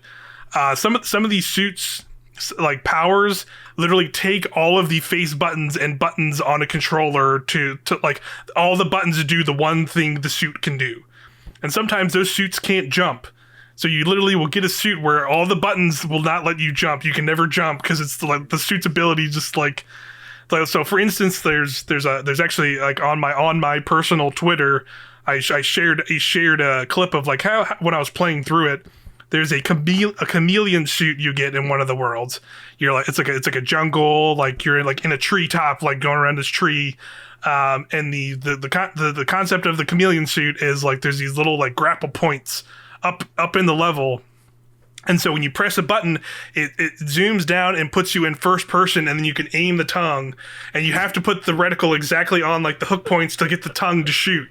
That's all it does. Like you can't like it's going for realism. So yeah, exactly. And so like you can only do that with the suit. Like that's like every face button just faces it and puts it into first person. You can't jump. You can't jump or move. You can just do that move, and then you can like move with the control stick to move the character around. So I got into a scenario where I was going to like the end goal of the stage. Like I was walking up a stairway to go to it. But I guess I walked in an angle, and that I fell like literally like it was like an ankle height drop off onto a platform that was like connected underneath the actual like end goal. There's like a bunch of wooden planks that were like ankle high that I could not just walk over with the suit. Like I was just stuck there in place walking into it because the suit that I had on couldn't jump, and I can't. And once you're in a suit, you can't just like revert back to like normal character who can jump. I didn't have any of the suits because you can lose suits if you get attacked by an enemy or you like mess up a jump or fall off or anything. So I had to then start the entire level over because I couldn't jump in a platforming game. That was a sequence in that game. It's baffling. To re-experience the magic all over again, you know. That's and hey, you're 100% right. Because let me get to the point where they ask you to the amount of backtracking this game asks you to do is like insane. So basically, like, you know, they have like a thing, a great comparison, Mario 3D World, which has the green stars, and you have to collect a certain amount of stars to like. There'll be stopgaps where you're like, hey, you get to this point. If you don't have these green stars, you'll have to go back through those levels. But hey, guess what? There's like 20 probably some levels you can go through before you even get to that point, right? Every world in Balan Wonderworld is an initial stage, a second stage, and then a boss fight. Each of those stages have limited golden Balan statues, which are essentially the same as those stars that you could get in Mario. And like some of those statues you can only get with specific suits that you can get. So that means you have to if you don't know what suit it is, you have to then go through other levels to get another suit from another level, and then bring that suit back to that level to get the thing.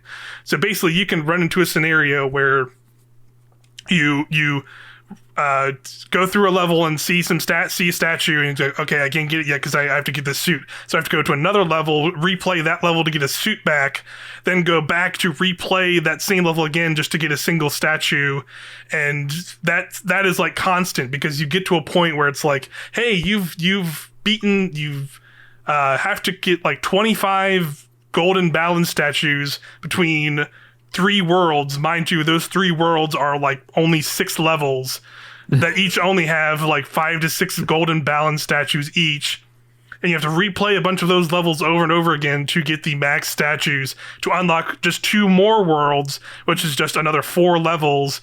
And then you have to collect another probably like 15 or 20 golden Balan statues again to then get the next worlds, because there's 12 worlds in this game. So you like every time you like unlock like 1 or 2 worlds, you then have to do that whole sequence again of backtracking to find statues through older levels to unlock 2 more worlds, which are just going to be 2 levels and a bad boss fight. Also, the boss fights are bad because they clearly tried to attempt to like make the bosses like, hey, there's a potential you can go into any of these boss fights with any of these suits, right? So like, hey, we have to kind of like give a leadway to like at least that. So they at least try to, but they like clearly failed, because there are like literally sequences where like you have the like designated suits in the fight that you can pick up, and like those are like the suits you're clearly supposed to win with a fight. But since you don't really need them, because they're trying to like hopefully have that sequence where like, hey, if you don't have it, you can still do it.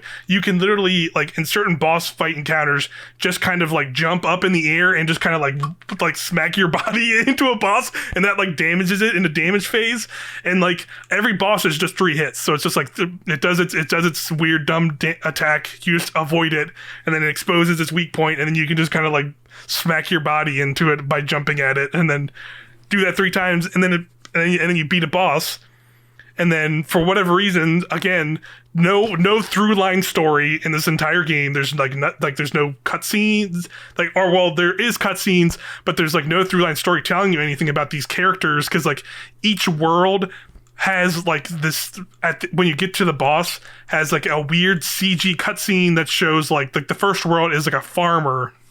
And he's like farming his land and trying to like get it ready, but then a storm hits, and a storm destroys his whole cornfield, and then he gets really sad and becomes like a demon monster. And then you that's like the initial cutscene before the boss fight, and then he becomes the evil monster boss of that world.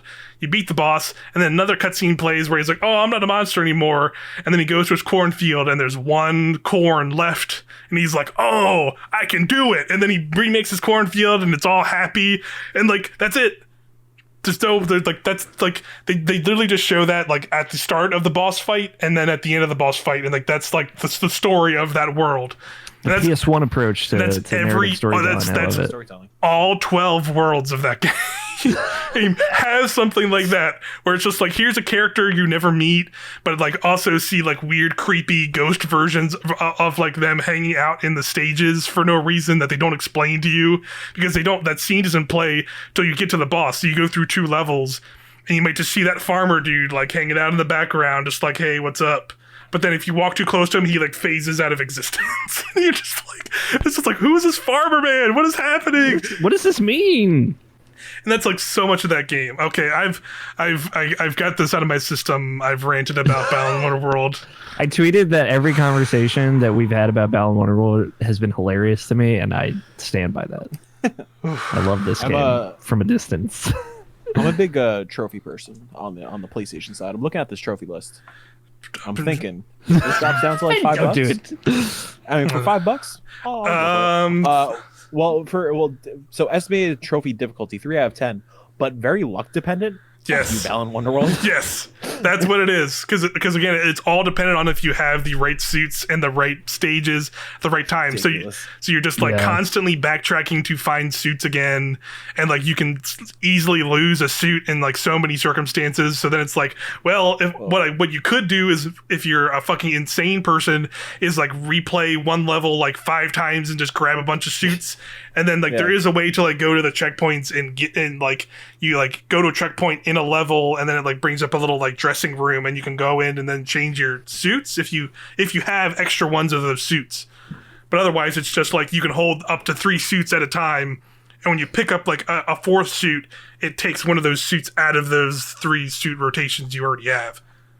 I mean, it sounds like a great extra live stream. That's all I'm saying. Ooh, yeah, it does sound like a good to platinum. 40 to 50 hours. Yep. Fuck that game. This is a great shout out 2 of the trophy names. It's where are they? Balan's a happy chappy. Collect every gold Balan statue. Balan's a really happy chappy. Collect every multicolored Balan statue. Oh god, there's multicolored ones. Oh, more. No, there's more. Yeah, it's like the shiny Pokemon of the Balan Wonderworld. Yeah. Oh my god. This is a great game to like. I'm gonna lock someone in a room for 24 hours and just watch them play this and watch them evolve. That's what you do to like your most hated like arch nemesis. It's kind of like if you want somebody to never play a video game again. You know how like everybody says the thing of like, oh yeah, I want to show somebody Journey for the first time. See how far games have come. It's like, yo, check out this game, Balan Wonderworld. Yeah, Balan Wonderworld. Yeah, check it out. Yeah. I'm excited. 30 years from now, where we meet the kid that like only ever had Balan Wonderworld growing up, and he like loves it because it's all he knows. It's like, oh, Balan Wonderworld 10 years. His mom got him for Christmas. For the year. The one last thing I'll say is I really liked Giant Bomb once again.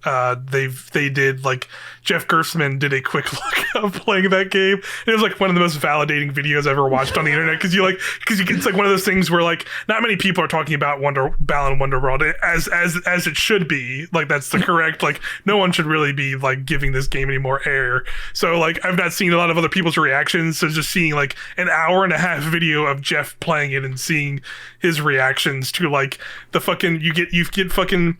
Again, with those Tims, like they make trampolines like in the hub world, and like you can't interact with them. Like they're apparently for the Tims to use, but I've never seen the Tims actually go on the trampolines and like bounce around and do shit. So he just like, so there's like a solid like 5 minutes of like he gets that trampoline and he's just trying to like jump on it, and he just keeps looking at the camera, just like what is happening with this? Like what is this for?